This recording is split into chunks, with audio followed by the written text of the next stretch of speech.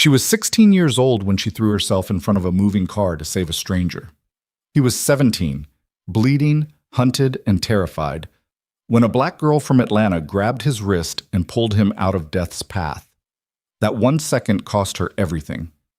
3 broken ribs, a shattered future, 10 years of drowning in debt, while he disappeared back to a world she didn't know existed. Now he's found her again. But the frightened boy she saved is gone. What came back is something far more dangerous. If this story already has you gripping your seat, hit that like button right now, drop your city in the comments below, and let's see how far this story travels. Stay with me until the very end. You won't want to miss what happens next. The rain came down hard that November. Not the kind of rain that cools a city down or washes the streets clean. This was Atlanta doing what Atlanta did best in late fall, pouring everything it had like it was angry at the ground, like the sky had been holding something in for weeks and finally just let go. The gutters ran black with whatever the streets gave up. Steam rose off the asphalt in thin gray wisps where the cold air hit the hot pavement. Streetlights threw orange cones across the wet road, and every puddle looked like fire reflected in dirty glass. Nyla Brooks pulled her hood up tighter and kept walking. She was 16, 5'4", and wearing a jacket that wasn't waterproof, because the waterproof one had been sitting in a pile on her bedroom floor for 3 weeks, waiting to be repaired, and she kept forgetting to take it to the tailor because the tailor cost $14, and $14 was $14. Her shift at Lee's Diner had ended 40 minutes ago. Her feet hurt. Her lower back ached from carrying plates for 6 straight hours. She had exactly $11.73 in her pocket, which was tips from a Tuesday evening, which meant people had been cheap. She cut through the intersection at Delmar and 5th the same way she cut through it every night, diagonally, against the light, because the signal at that corner had been broken for 2 months, and the city hadn't fixed it yet, and everyone in the neighborhood knew to just go when it looked clear. It looked clear. She stepped off the curb. That was when she heard it, the sound of sneakers on wet pavement. Not running, but sprinting, the desperate kind, the kind where someone's lungs are already gone and they're running on fear instead of air. She turned her head left and saw him about 40 feet away. A boy, Korean, maybe her age, wearing a school jacket soaked through and plastered to his chest. He was running straight toward the intersection without slowing down. His face was turned back over his shoulder, which meant he wasn't watching where he was going, which meant he didn't see the black SUV rolling through the cross street at speed. Nyla saw it. The SUV had its headlights off. Later, she would think about that detail more than anything else. Headlights off on a rain-soaked street in the dark. Whoever was driving that vehicle wasn't trying to get somewhere. They were trying not to be seen. She didn't think. That was the truth of it. People said afterward, her mother said it, her teachers said it, the nurses said it. They said she was brave, she was heroic, she made a choice. But that wasn't how it happened. There was no choice. There was just her body moving before her brain had finished processing the geometry of the situation, before the calculation had time to run. Boy plus speed plus SUV minus headlights equals dead. Her body already knew the answer. She lunged. Both hands out, she shoved him from behind with everything she had, all 128 pounds of her, all the force her tired 16-year-old body could generate after 6 hours on her feet. She hit him mid-stride and drove him sideways, off the curb and onto the far side of the intersection, and she felt the displacement of air as the SUV passed so close that the side mirror clipped the back of her jacket and spun her hard into the pavement. She hit the asphalt with her left shoulder first, then her ribs, then the side of her head. The sound she made when she landed was not a scream. It was a grunt, animal, involuntary. And then silence, because silence was all her body had left to offer. The rain came down on her face. She stared up at the orange smear of the broken streetlight and tried to breathe, and found that breathing required something her ribs weren't willing to give. The boy was on his hands and knees 10 feet away, staring at her. Up close, in the fractured light, she could see him better. His face was younger than his size suggested, still carrying that teenage softness in the jaw that hadn't burned away yet. But his eyes were old. Scared, yes. Terrified, absolutely. But behind the fear there was something else, something Nyla didn't have words for at 16. An awareness, maybe.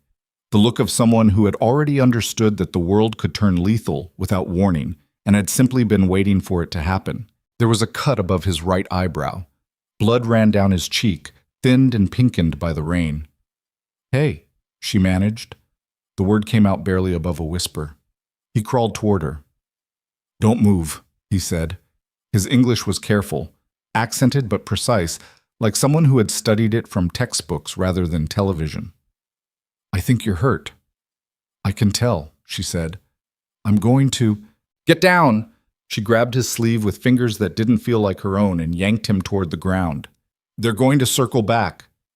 He froze, then dropped flat beside her without another word. She could feel the heat of him even through the cold and the rain, the heat of someone who'd been running hard for a long time.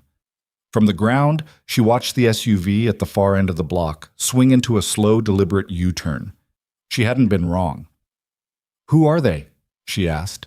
He was quiet for a long second, then, "People I can't explain to you right now." "That's a great answer. I'm sorry. Can you run? Can you?"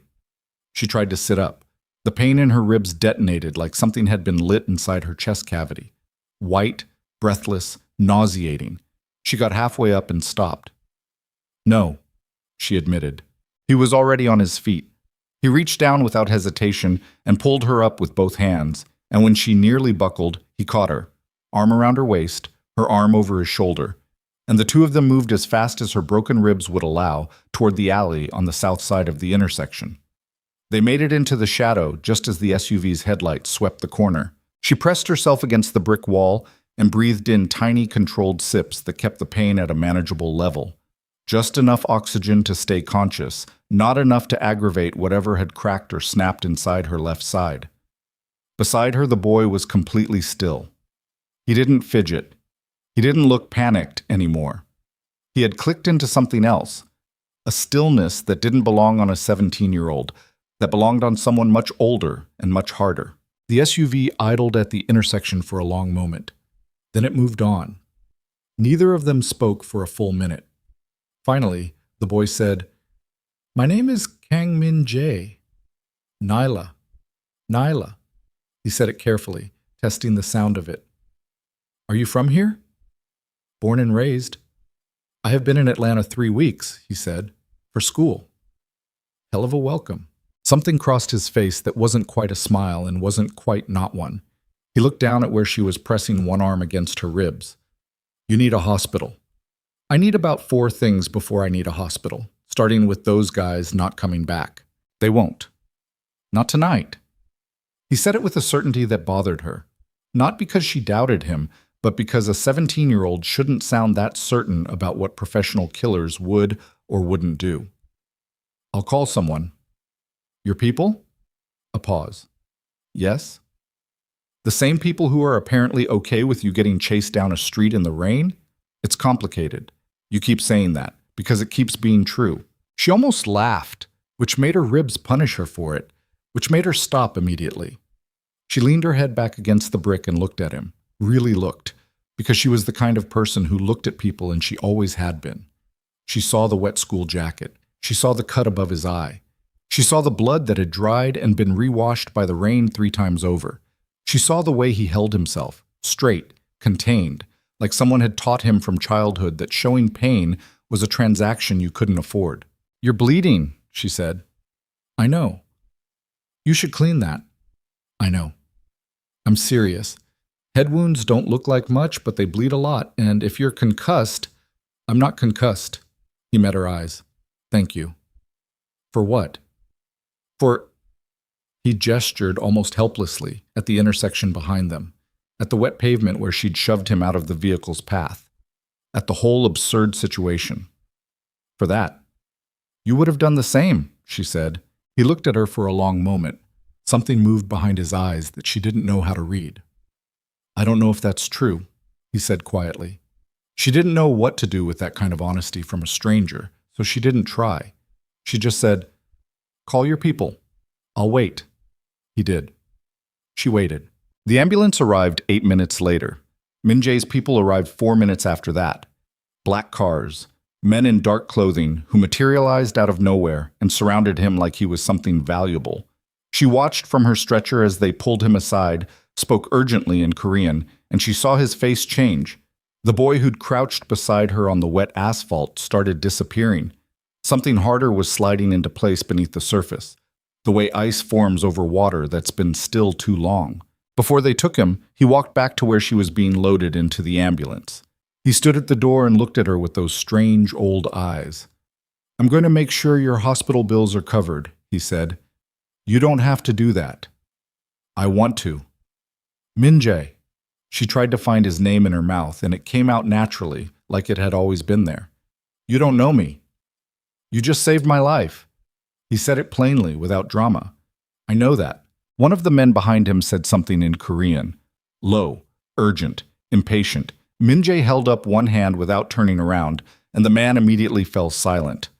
Nyla filed that away somewhere in the part of her brain that cataloged things worth remembering.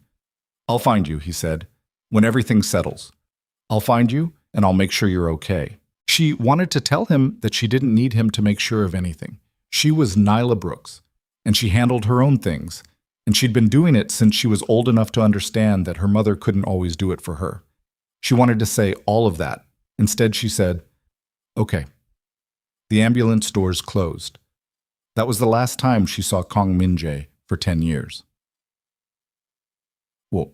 The hospital confirmed 3 broken ribs on the left side, a mild concussion from the head impact, and extensive bruising across her shoulder, hip, and upper arm. The doctor, a tired man in his late 40s who'd clearly had a very long Tuesday, told her she was lucky. She asked him what lucky looked like, and he seemed briefly offended, and then she was sent to a room that smelled like cleaning fluid and left with an IV line and instructions not to move if she could avoid it. Her mother arrived 2 hours later. Diane Brooks was 41 years old that November and looked like someone who had been running at full speed for 2 decades and had recently started to feel it in her joints. She worked days at a hotel laundry and evenings at a clothing alterations shop, and she had the hands to prove it. Rough, efficient, capable hands that didn't flutter or tremble even when the rest of her was coming undone. When she walked into Nyla's room and saw her daughter lying there with tubes in her arm and her face swollen on one side, she stood in the doorway for exactly 3 seconds before crossing the room and sitting down in the chair beside the bed and taking Nyla's hand. She didn't cry. That wasn't Diane's way. "Tell me," she said. Nyla told her. Most of it. The chase, the SUV, the boy, the shove. She left out the part about the men in dark cars because some parts of a story you don't give your mother if you want her to sleep. Diane listened. When Nyla finished, she was quiet for a moment. "Where's the boy?" she asked. "Gone." "Gone where?" "I don't know." Diane nodded once, the way she nodded when information arrived that she had already half anticipated and was simply confirming. "His family's covering the bills?" "He said so."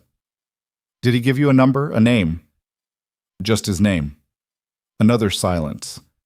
Diane looked at her daughter's face, the swelling, the cut at her temple, the careful way she was holding herself against the pain, and something moved across her expression that she controlled almost immediately. Almost. "You could have died," she said. "I know." "You didn't think about that." "No." "You never think about that." "Mom?" "That's not a criticism, Nye." Diane squeezed her hand. "That's just true." The hospital bill arrived 6 weeks later. Min-jae's promise had not been kept. Whether it was because he'd meant it and circumstances had prevented it, or because it had been a panicked 17-year-old's instinct toward reassurance in a moment of crisis, she never knew. What she knew was the number on the paper, which was $47,000, which was a number that didn't belong in Diane Brooks's reality. The insurance covered a portion, a small portion. The remainder settled onto the Brooks household like weight onto a structure that had never been built to hold it. Nyla went back to Lee's diner 6 weeks after her discharge, still taped up, still breathing carefully. The doctor had told her 6 to 8 weeks of rest. She'd lasted 4. The physical therapy sessions she was supposed to attend 3 times a week she attended once, because the copay was $30 and $30 was $30. She never stopped watching the door. Not at the diner, not at school, not on the bus or in the grocery store, or in the dim stairwell of their apartment building. She watched every door she walked through for months, then years. Then eventually she stopped knowing she was doing it, and it just became the way she moved through the world, alert, waiting, half expecting a Korean boy in a wet school jacket to appear out of nowhere the same way he'd materialized running down a dark street. He didn't appear. The debt did. The debt appeared in letters and phone calls and numbers that grew rather than shrank because the interest was predatory and they could barely keep up with minimum payments. It appeared in her mother's voice at 2 a.m. when Diane thought Nyla was asleep and sat at the kitchen table and went over the numbers again with a kind of quiet, desperate arithmetic. It appeared in the college acceptance letter that came in April, Division I school, partial scholarship, pre-med track, that Nyla read twice and then folded and put in a drawer because there was no universe in which leaving her mother made financial sense. It appeared in the physical therapy she never finished, which meant her left side healed crooked, which meant she'd always have a catch in her breathing when she ran hard, a tightness across her ribs on cold mornings, a small permanent reminder stitched into her body of the night she decided to save a stranger. She didn't regret it. That was the complicated part. Even 10 years later, even at 26, even exhausted and in debt and sleeping on her friend's couch in a one-bedroom apartment because she'd had to give up her own place 6 months ago when the emergency expense hit, even then, she didn't regret it. She'd ask herself sometimes, in the way you ask yourself things when you're tired enough that the filters drop, whether she would do it again if she knew what it cost. And the answer was always yes, which didn't make her feel noble. It just made her feel like herself. She was Nyla Brooks. She'd always been the kind of person who moved before she thought. It had cost her 10 years. The hospital where she worked now was a different hospital from the one that had treated her at 16. Same city, different part of it. A large medical center on the north side of Atlanta where she put in 12-hour shifts as a patient care technician, drawing blood and taking vitals and doing everything just below the threshold of what required a nursing degree, which she was working toward slowly, one community college class at a time when money allowed, which it didn't always. The work was physical and thankless, and she was good at it in the way she was good at most things, quietly, without celebration, through repetition and attention to detail. The patients liked her. Most of them.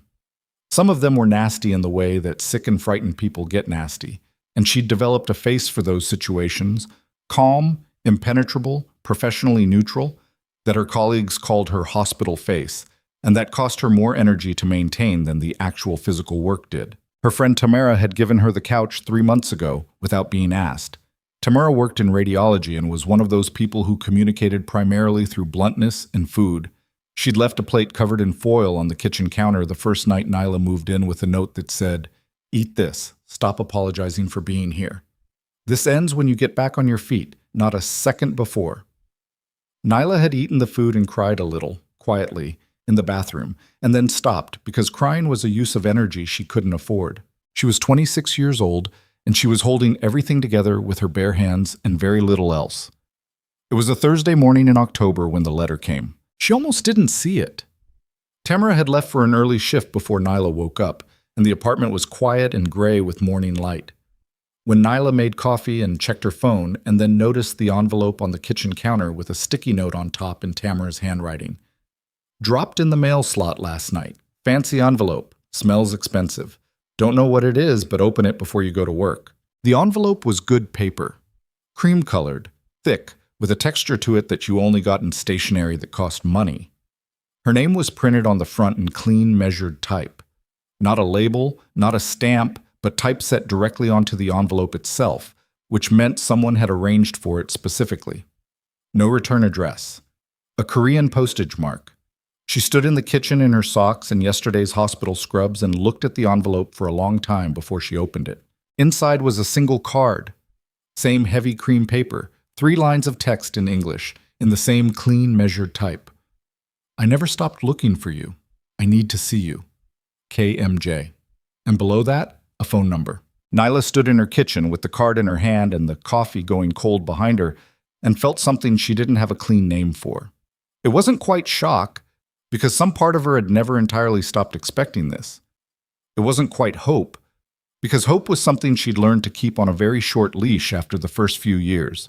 It was something rawer than both of those, something closer to the feeling of a scar being pressed, that specific combination of remembered pain and present sensation. She put the card down on the counter. She picked it up again. She put it in her pocket, drank the cold coffee standing over the sink, and went to work. She didn't call for 4 days. She didn't tell Tamara. She carried the card around in her pocket and thought about it at 2 in the morning when the hospital was quiet and she was charting at the nurse's station, and she thought about it on the bus home, and she thought about it on the couch at night when she was staring at the ceiling waiting for sleep that was taking its time arriving. She wasn't afraid of what she'd find on the other end of the call. That was the thing. She should have been afraid, probably. A card with no return address, from Korea, from a man who'd vanished 10 years ago with a promise he hadn't kept, who'd been chased down a street by people in a car with its headlights off. The smart move was obvious, but Nyla had never made decisions based on what was smart. She'd always made them based on what was true. And the truth was that she'd thought about Kang Min-jae more than she'd thought about almost anyone else in the last 10 years. Not romantically, not bitterly, but in the way you think about an event that changed the direction of your life. Not obsessively, just frequently. Like a bruise you press because the sensation tells you something important. She called on a Sunday afternoon. The line rang twice. Nyla. No question in it. He'd been expecting the call. His voice was deeper than she remembered. Steadier.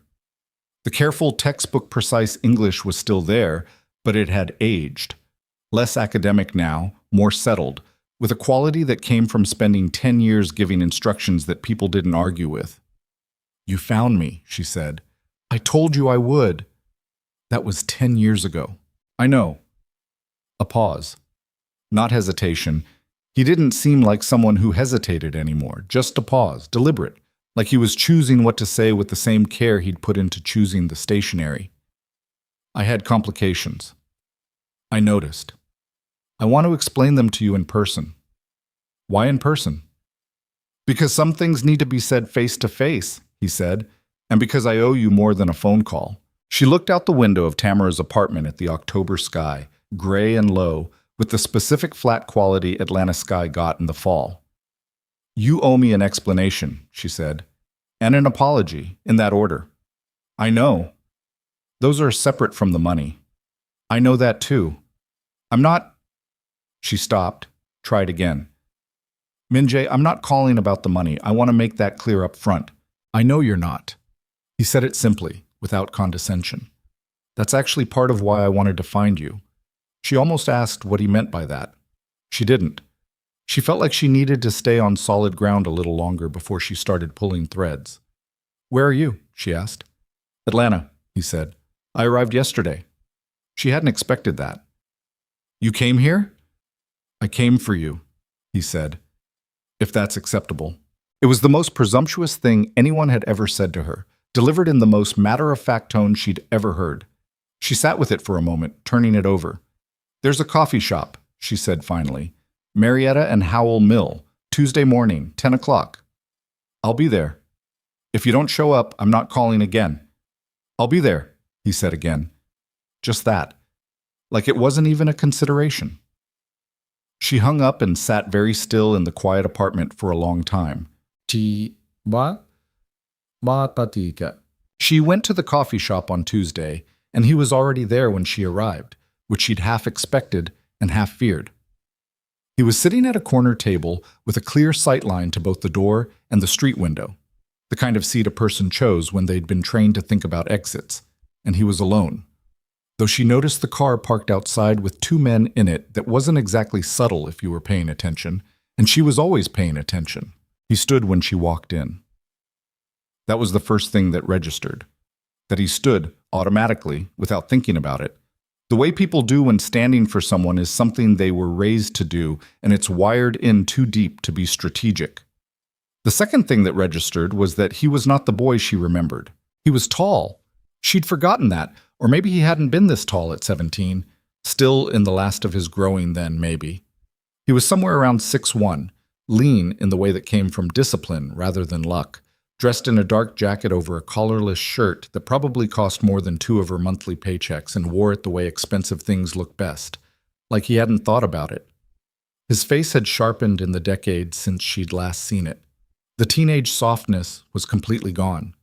What was left was clean and severe, built for a world where people read faces the way soldiers read terrain. He was, she cataloged this with the same clinical efficiency she used for everything, devastatingly handsome in the way that made her immediately suspicious of herself, because she'd learned early that noticing that kind of thing too quickly was usually a sign you needed to pay more attention to everything else. His eyes were the same. That was the thing she hadn't anticipated. The eyes were exactly the same, old, aware, carrying that quality of someone who understood that the world was dangerous and had simply learned to live inside that fact. Except 10 years ago, they'd been scared. Now they weren't. "You look like you haven't slept," he said, by way of greeting.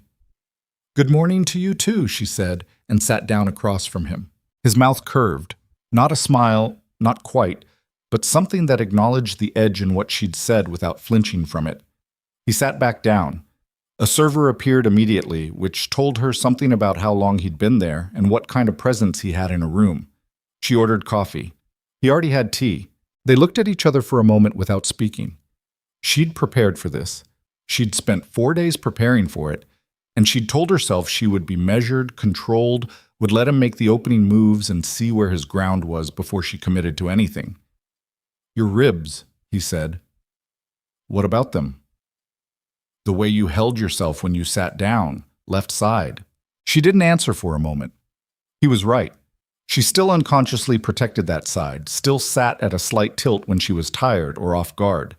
She hadn't noticed she was doing it. "They healed," she said. "Not completely." "Enough." He held her gaze. "Tell me about the last 10 years. "Why don't you tell me about yours first?" she said. "Since yours is apparently the one that required an explanation." A beat.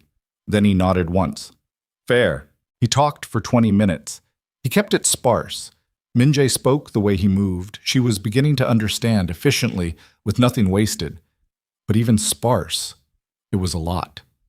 His father's syndicate, the hierarchy, the brutal education in who he was supposed to become, the years spent fighting for position, earning loyalty the only way the Kang family understood, which was through demonstrated willingness to do what needed to be done regardless of the cost. He didn't use the word mafia. He didn't need to. "The hospital bills," she said when he paused. "My father intercepted everything I tried to do for you," he said. "I didn't know that until much later. By the time I understood what had happened, 3 years had passed." "And after you understood?" "I tried to find you 3 times. Each time my father's people, he created obstacles." Something hardened in his jaw. "He didn't want me connected to anyone from that night in Atlanta." "Why?" "Because the men who were chasing me," Min-jae said carefully, "were sent by him." The coffee shop sounds continued around them. The espresso machine, the low murmur of conversations, someone's laptop keys. None of it touched the absolute stillness that opened up at their table. "Your father," she said. "Yes." "Sent men to chase you. He needed to consolidate an alliance with a rival organization, using me as a demonstration of vulnerability to be eliminated and then saved at the last moment. Controlled theater." His voice was flat, like he'd processed the emotion out of it long ago. "I wasn't supposed to actually die, just be frightened. But things escalated faster than he intended, and I ran, and then I stepped in front of his car," she said. "Yes." She sat with that for a long time. "He let you believe he'd handle my bills," she said. "He told me it was done." Min-jae looked at the table, then back at her. It was the first time since she'd walked in that he'd looked anything other than controlled.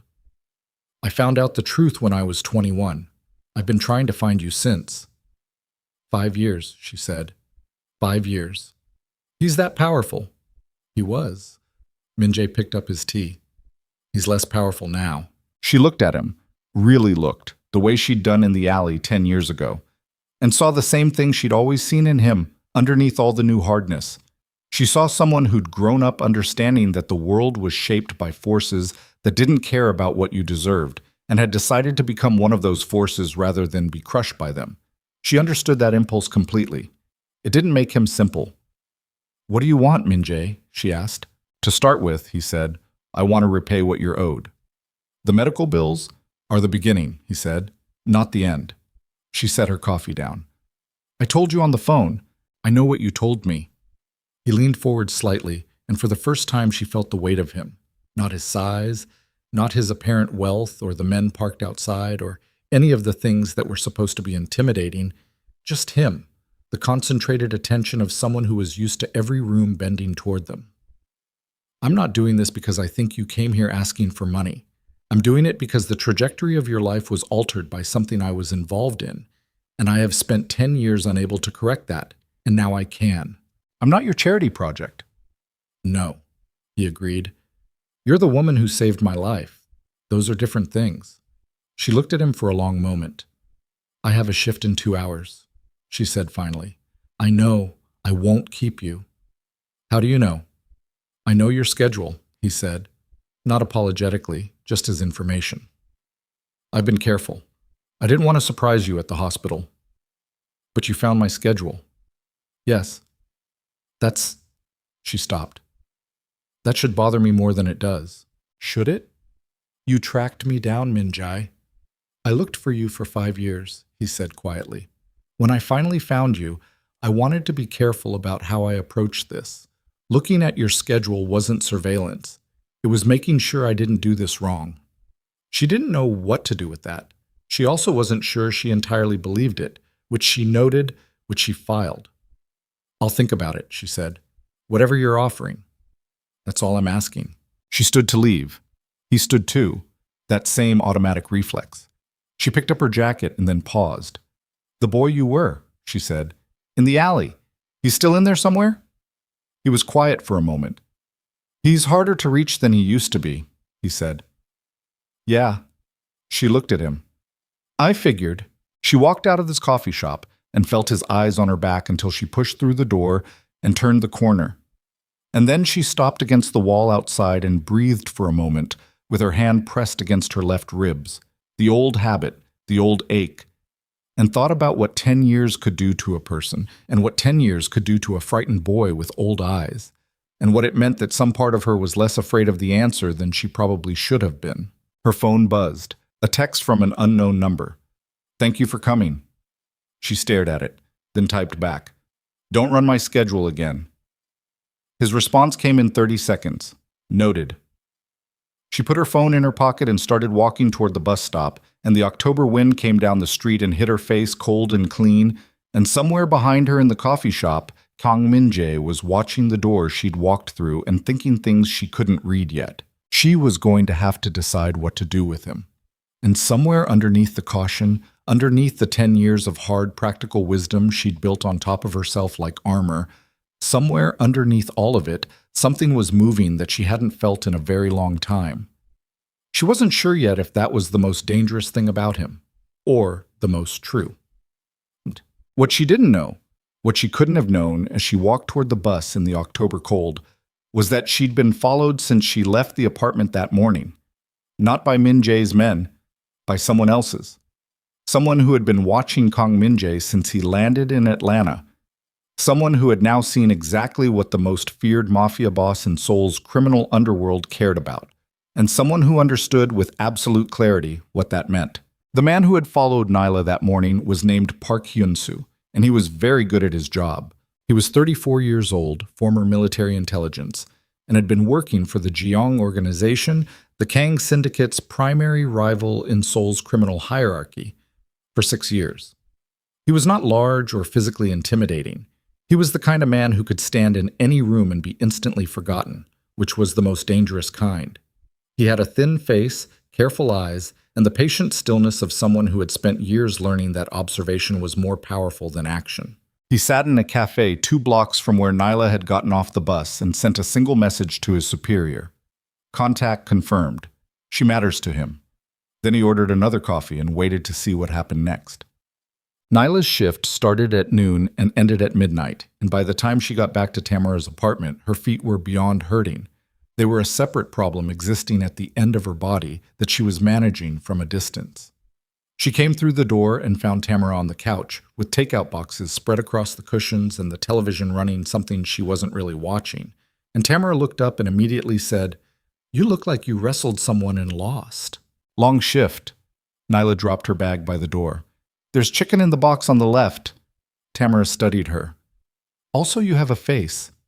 I always have a face. A specific face. The one you get when something happened that you haven't decided how to talk about yet. Tamara pointed the remote at her. Sit down and eat.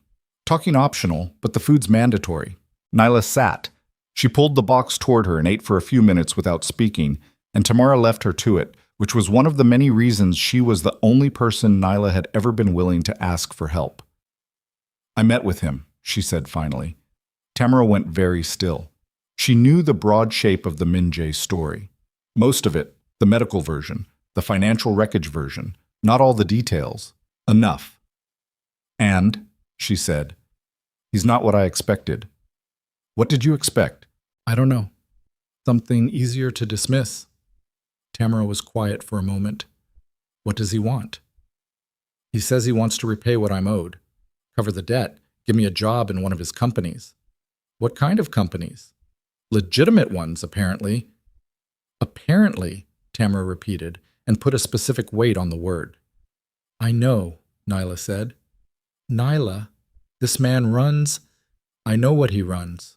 Do you? Because you're saying his name like that, like the way people say names when they're already in trouble. Nyla looked at her. I'm not in trouble. You went to that coffee shop to hear him out, and now you're home talking about him at midnight with that face. Tamara set her food down. I'm not telling you what to do. I'm just telling you what I see. And what I see is someone who's been surviving on fumes for 2 years, and along comes a man with all the resources in the world, and that is a specific kind of dangerous that has nothing to do with whether he's a criminal. Nyla didn't answer. Because you might actually like him, Tamara said, and that's the part that scares me. The apartment was quiet for a moment. Outside, Atlanta moved through its late night, sirens somewhere distant, a car bass-heavy through the wall, the ordinary sounds of a city that didn't stop. He knew my schedule, Nyla said. He'd looked into my life before he contacted me. That's not a small thing. No. She was quiet. But the way he said it, it wasn't possessive, it was careful, like he'd been thinking about how not to alarm me, and that was his version of consideration. That is such a specific kind of red flag, Tamara said. I know. A man who researches you as a gesture of affection. I know. That's a man who thinks surveillance is a love language. Despite everything, Nyla almost smiled. I texted him and told him not to do it again. And? He said, noted. Tamara picked her food back up. I don't like this. You don't have to. I know I don't. I'm saying it anyway because that's what I do. She looked at Nyla with the direct, undecorated honesty that had always been her primary mode. If you decide to see him again, just know what you're walking into, all of it, not just the version he shows you. That's always been the plan, Nyla said. Make sure it stays the plan. He called the next morning at 8. She was awake, had been awake since 6, which was usual because her body had decided years ago that sleeping past 6 was a luxury it didn't trust. And she was sitting on the couch with coffee when her phone lit up with the number she'd already saved, without entirely meaning to, under his initials. She picked up. I'd like to see you again, he said. Good morning to you too. Good morning. A pause, and she heard him recalibrate. A brief adjustment. Someone catching themselves doing things on autopilot that weren't appropriate for this particular conversation. I'm sorry. Good morning. Better. She drank her coffee. When? Today, if that works. It doesn't. I have a lecture at 2.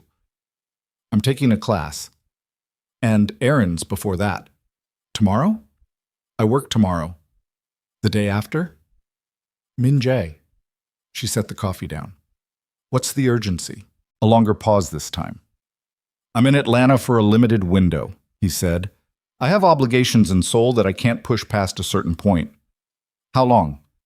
10 days, possibly 2 weeks. And you want to fit 10 years of conversation into 2 weeks. I want to start, he said. The rest doesn't have to happen in 2 weeks. She considered that. The rest. The careful implication that 2 weeks was a beginning rather than a conclusion. She filed it and kept her voice even. Tomorrow evening, she said. I'm off at 7. I can meet you somewhere at 8. I'll cook, he said. You'll cook? Yes. Where? I have a temporary residence. It's secure and private. If that's uncomfortable, send me the address, she said. I'll decide when I get there if I'm coming in. That's fair? I know it is. She hung up and looked at the wall of Tamara's apartment and thought about the word secure and how naturally it had come out of his mouth. Not as reassurance, but as description, the way you'd describe a building's square footage or its proximity to transit. Just a feature of the space, something that was considered as a matter of course. She thought about what kind of life produced that as a matter of course. The address he sent was in Buckhead, which told her something. The building was the kind that didn't list itself prominently. No marquee signage, no doorman visible from the street, just a clean glass entrance with a discreet panel and a man inside the lobby who was dressed like building security but held himself like something else. He confirmed her name without her giving it and sent her up to the 14th floor without making it feel like a process, which meant the process had already happened somewhere she couldn't see. She stood in the elevator and looked at herself in the mirrored door and thought, "You're walking into a mafia boss's private residence." Then she thought, "He cooked." The elevator opened directly into the apartment. It was large and mostly empty in the way that temporary residences are empty. Furniture that was expensive but impersonal, views of Atlanta that were objectively spectacular, and almost nothing that indicated who lived here. No photographs, no personal objects visible from the entrance, just clean lines, good lighting, and the smell of food that hit her immediately and was, without question, Korean. Min-jae came out of the kitchen wearing a simple dark shirt with the sleeves pushed to the elbows and holding a dish towel, and for a second, just a second, she saw something in the apartment that she hadn't expected to find there. A person. Not the mafia boss, not the dangerous man from the coffee shop with the car parked outside. Just a person in a kitchen who'd been cooking, who had flour on one forearm and was looking at her with something that wasn't performance and wasn't strategy. "You came in," he said. "Jury's still out on whether that was smart." He almost smiled. "Come in." She came in. The food was doenjang jjigae, fermented soybean paste stew, with rice and several small dishes arranged on the counter with the methodical care of someone who had cooked this way their whole life. She sat at the counter and watched him finish it, and the silence was not uncomfortable, which surprised her because she'd expected either tension or performance, and this was neither. "You cook," she said. "My mother taught me before she died," he said. He didn't look up from the stove. "I find it useful when I need to think." "How long has she been gone?" 14 years. She did the math. He'd been about 13. "I'm sorry." "She was the better of my parents," he said simply. "By a significant margin." She didn't push on it. "What did you need to think about today?" He looked up then. "You." "That's a very direct answer. I'm trying to be direct with you," he said. "You strike me as someone who recognizes when people aren't." "I do," she confirmed. "Then I'll keep doing it." He ladled the stew into bowls and set one in front of her. "Eat first, talk after. The food is better hot." She ate. It was extraordinary, rich and deep and complex in a way that took time and attention to produce. Not the kind of thing you made quickly or carelessly. She ate most of the bowl before she said anything else. "My mother used to say you can tell everything about a person by how they feed someone," she said. "What does this tell you?" "That you paid attention when your mother taught you." She looked at him. "And that you wanted me to know that." He was quiet for a moment. "Maybe." "Don't maybe me. You know exactly what you're doing." He met her eyes. "Yes," he said. "I do." "Okay." She set down her chopsticks. "Then let's talk about the job." Oh. He laid it out with the same economy he used for everything. One of his legitimate companies, a logistics and trade firm based in Seoul with a North American operations office in Atlanta, was looking for someone to lead a community outreach and HR compliance division. The position paid 3 times what she made at the hospital. It came with full benefits, housing stipend, and the ability to continue her nursing coursework. She listened without interrupting. When he finished, she said, "Why does a logistics company need community outreach?" "Because I made it need it," he said. "I restructured the division 8 months ago to be a real function, not a cover." Cover for what? Previously, it was used to manage optics around syndicate-adjacent business interests. He said it flatly. I ended that. It's a real HR compliance and community engagement function now. It needs someone who knows what they're doing. And you decided I know what I'm doing based on what exactly? Your educational record, your performance reviews at the hospital, which your supervisors apparently give openly to anyone who asks. He stopped at her expression. I know. You ran my performance reviews. I wanted to be sure the role was appropriate before I offered it. Min Jae. She put her hands flat on the counter. I need you to understand something. I am not a person who can be managed. I'm not a project you get to research and optimize and present a solution to. I'm a person. If you want to have a real conversation with me, that starts with you staying out of my files. He looked at her for a long moment. Something moved in his jaw. Attention. Controlled. You're right, he said. I know I'm right. I've spent 10 years in an environment where gathering information before approaching anything is survival instinct, he said. I understand that's not how you operate. I'll adjust. It's not just how I operate, she said. It's basic respect. Yes. No argument, no qualification. I understand. She looked at him. Waited to see if there was a but coming. There wasn't. The job, she said. Still on the table. I need to think about it. Take the time you need. I want to talk to a lawyer before I sign anything. Of course. My own lawyer, not one connected to you. Naturally. She picked up her chopsticks again and ate for a moment. He refilled her bowl without asking, which she noted, the automatic hospitality, the attentiveness that was either genuine or so deeply practiced as to be functionally identical. Tell me about the syndicate, she said. He set the pot down. Specifically, how it works, what you actually run. I don't want the sanitized version. The sanitized version is that I oversee several large, legitimate corporations with complex international interests. He sat down across from her.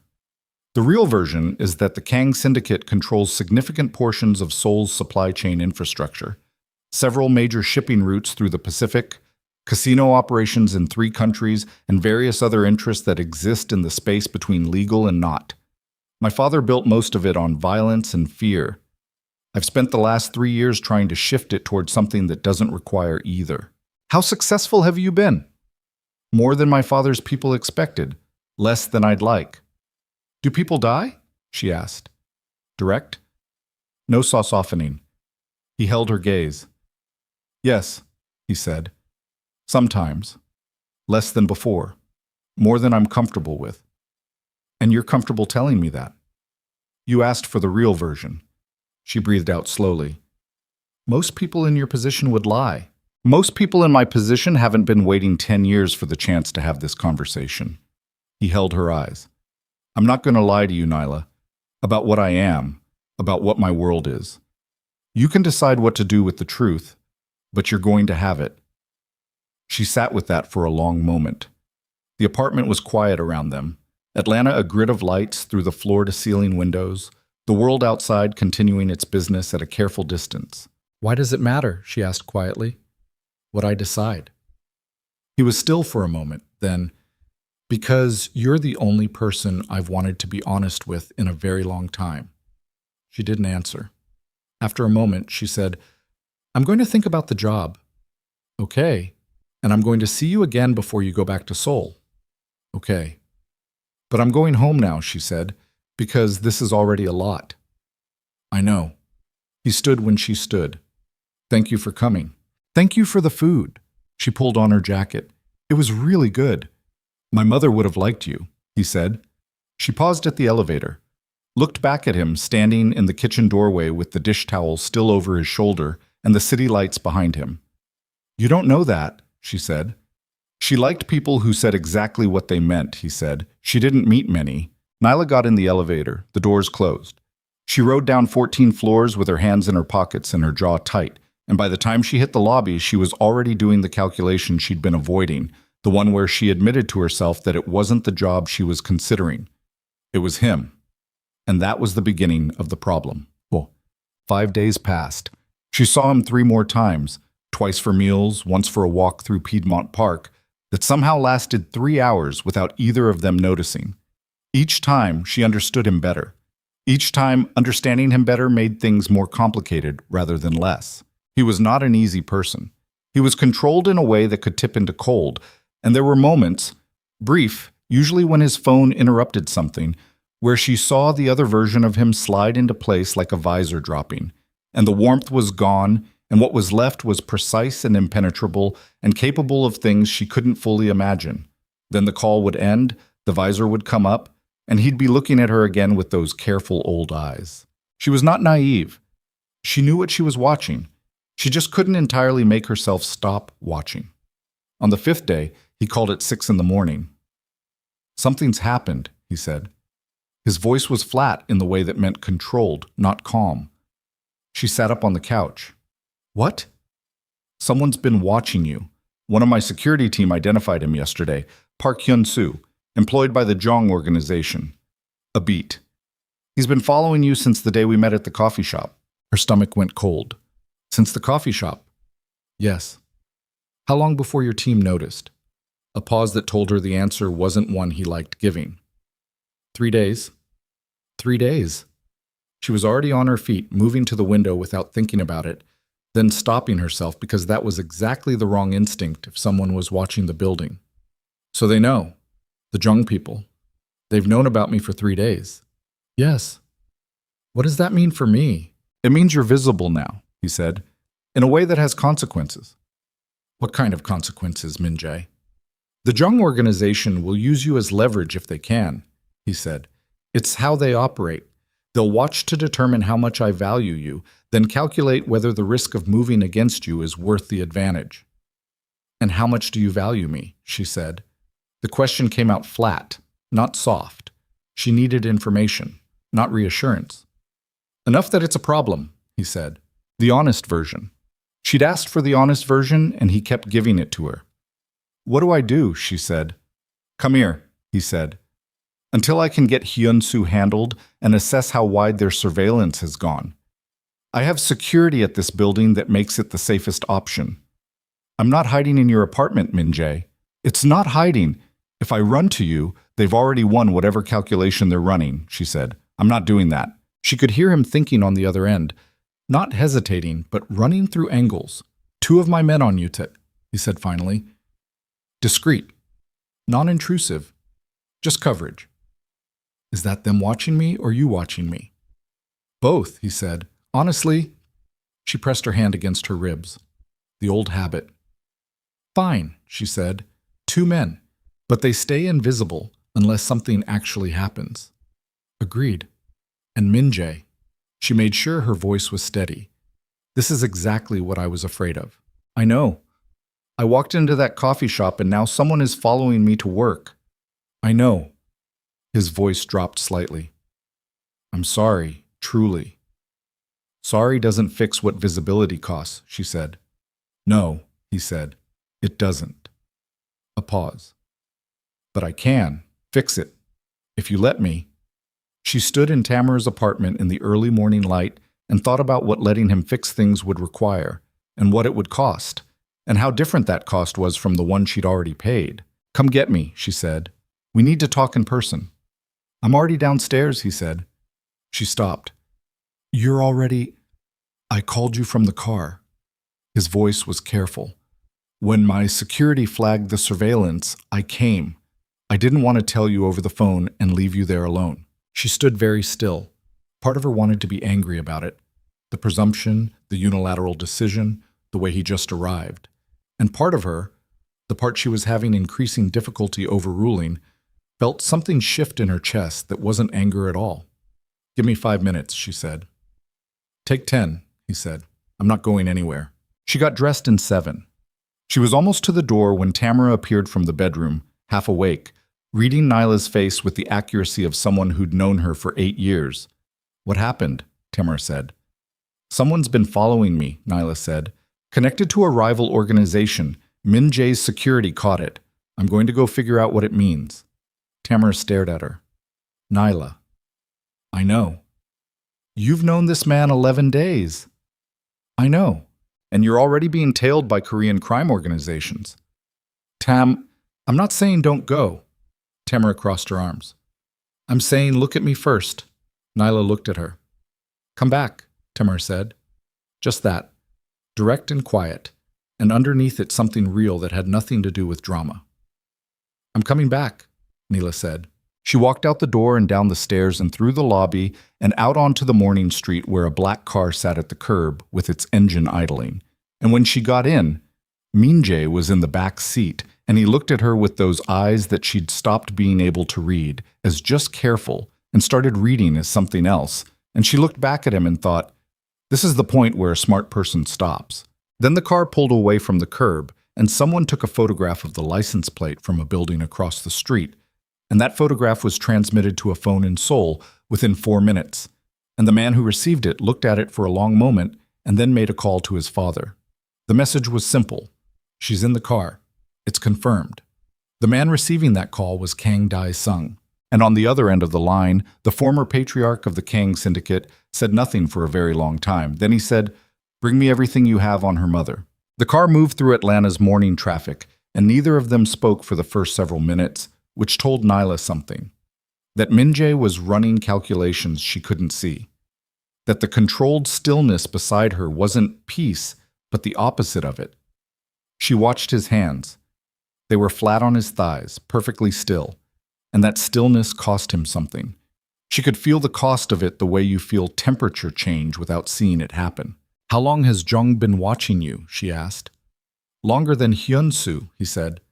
Hyun-soo is recent. A field operative assigned specifically to Atlanta once they knew I was here. The broader surveillance on my movements has been running for months. So they were watching you, and they found me. Yes. And now your father knows about me. He turned to look at her. Who told you that? Nobody told me anything, she said. You said rival organization. The Jong people are watching you.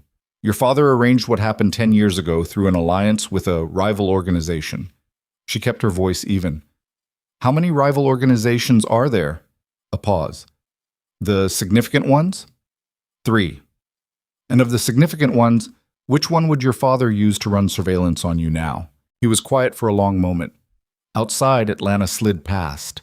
Gas stations, strip malls, the ordinary morning architecture of a city going to work.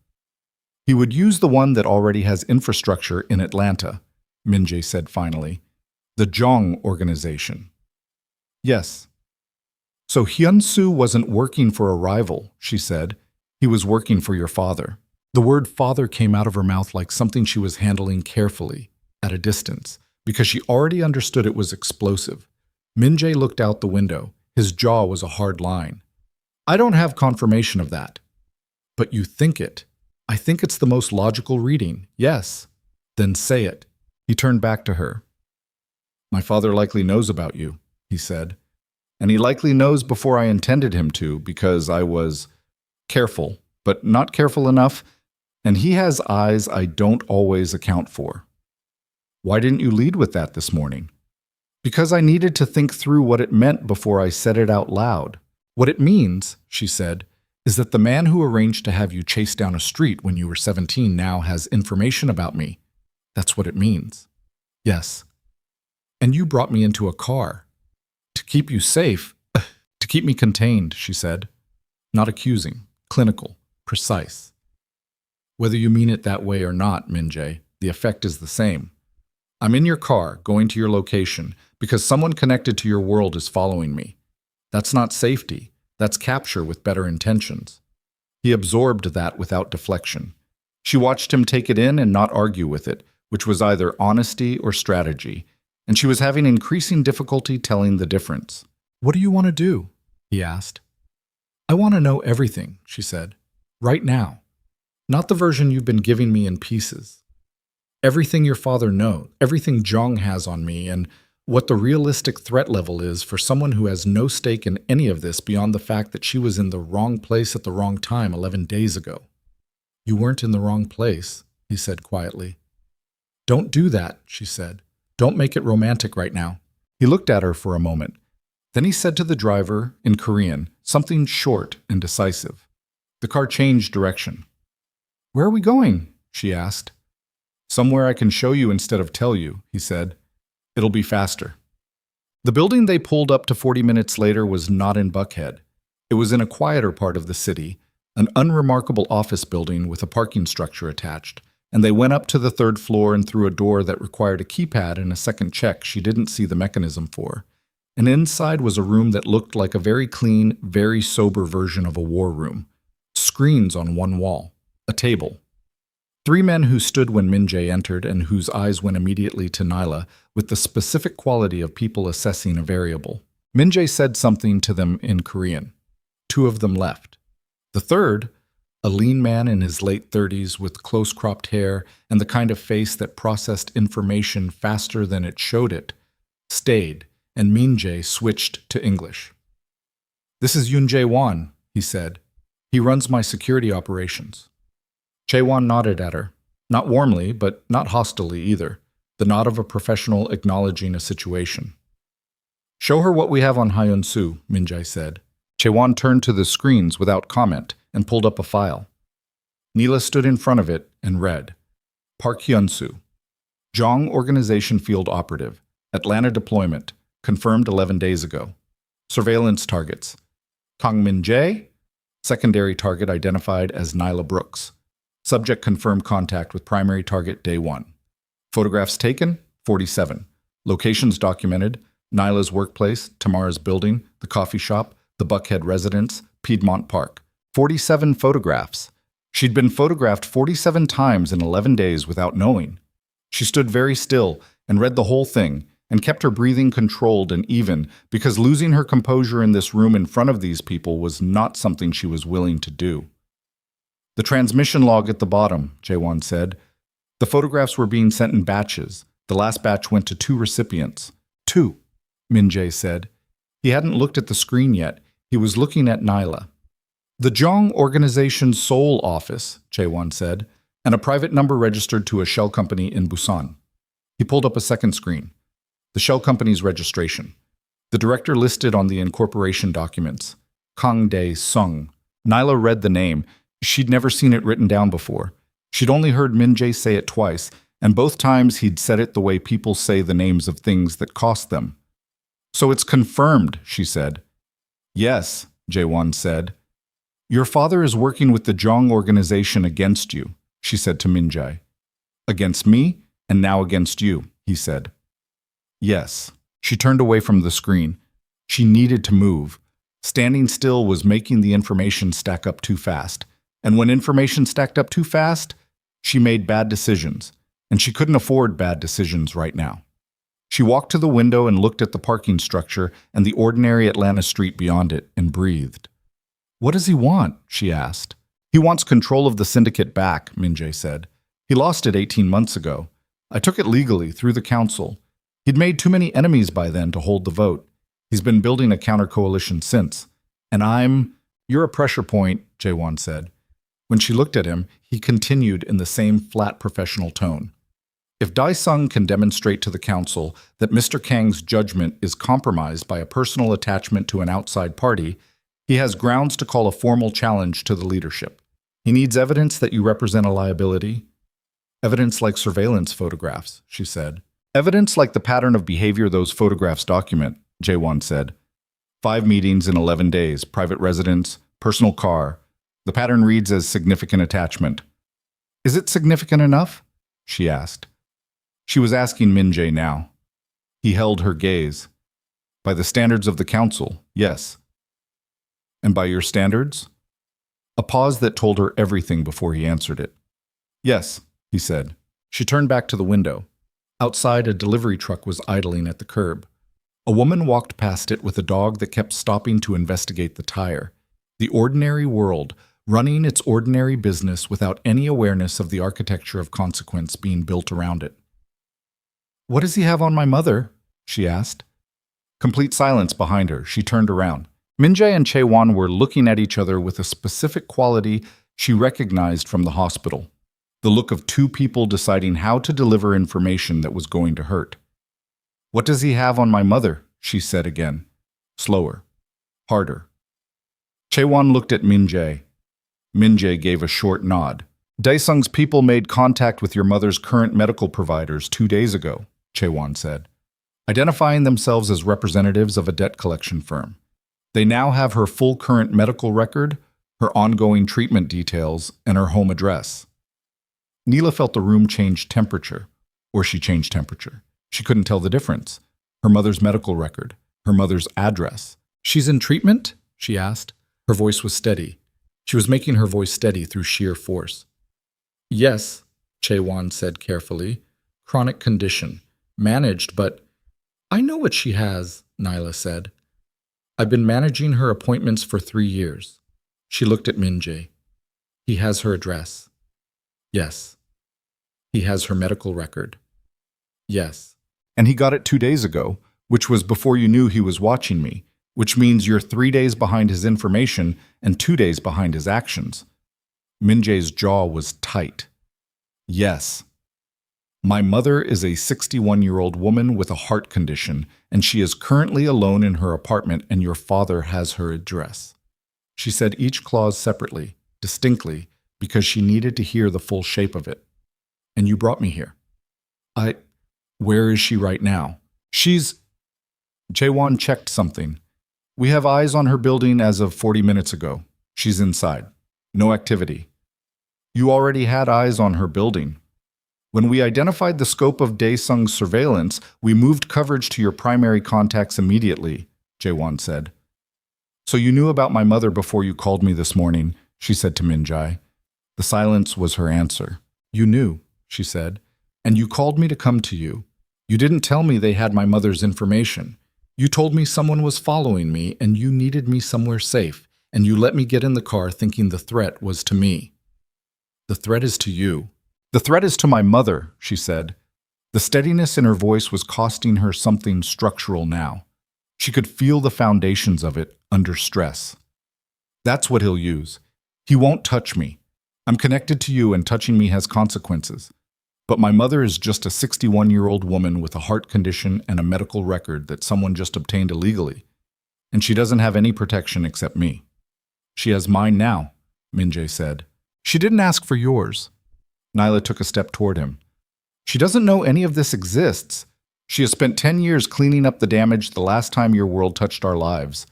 And she has no idea it just reached back out." "I know," he said. "Say something other than I know." "I'm trying to protect her. By keeping information from me." She stopped 2 feet from him. This close she could see the tension in his face, not the controlled professional mask, but something underneath it, something that was actually conflicted, that was actually struggling. She didn't let it move her yet. "I asked you for honesty. I asked you for it specifically, Min-jae, because I told you that's the only way this works. And the first time something hard came up, you managed the information. I was trying to avoid panic." "I don't panic," she said. "That's the thing about me you keep underestimating. I don't panic. I assess. I handle. I have been handling things since I was 16 years old and none of them have broken me yet." She held his gaze. "But I cannot handle what I don't know. And I cannot protect my mother from information you're keeping from me." He stood there and took it. All of it, without looking away. "You're right," he said. "I know I'm right. I made the wrong call," he said. "I should have told you everything on the phone." "Yes," she said. "You should have." Chae-won had found something in his peripheral professional vision to study intensely during this exchange. Nobody acknowledged it. "I need to go to my mother," she said. "Let me take you—" "No." She picked up her jacket. "I'll go alone. With your invisible men if you insist, but I'm not showing up at my mother's door in one of your cars." "Nyla—" "She doesn't know about you," she said. "She doesn't know what any of this is, and she's not going to find out by watching me get out of an armored SUV." She looked at him. "I'm going to go see her, make sure she's okay, and figure out what she needs to know and how to tell it. And then I'm going to come back and we're going to figure out what happens next. And if Dae-sung moves before you get back, then your men handle it," she said. "That's what they're there for." He looked at her for a long moment. Then he said something to Jae-won in Korean. Jae-won nodded. "2 men on you," Min-jae said. "Jae-won will give you a phone, direct line to his team. If anything feels wrong, I'll use it," she said. She took the phone from Jae-won. "I'm coming back," she said to Min-jae. Not a reassurance, a statement of fact. "But when I do, There's no more managed information. Everything. All of it. Whatever your father has, whatever the Jeong people are planning, whatever the council situation is, I need the full picture. You'll have it, he said. She believed him. She wasn't sure if that made her smart or not. She left. Her mother's apartment was in a quiet part of southwest Atlanta, the kind of neighborhood that had been many things over many decades and was currently in the middle of deciding what it wanted to be next. The building was 3 stories, well-maintained in the practical way of places where people actually lived rather than invested, and Diane Brooks lived on the 2nd floor in an apartment that smelled like the specific combination of good cooking and mentholated cream that had meant safety to Nyla since childhood. Diane answered the door in her housecoat and looked at her daughter's face and said, "Come in, sit down, tell me what happened." "Good morning to you too," Nyla said. "Nyla Renee Brooks." She went in. She sat down. She looked at her mother, at the careful way Diane moved now, the slight breathlessness on exertion, the pill organizer on the kitchen counter sorted by day and time, and thought about a shell company in Busan and a man she'd never met who now had all of this information in a file somewhere. "There's something I need to tell you," she said. "I know," Diane said.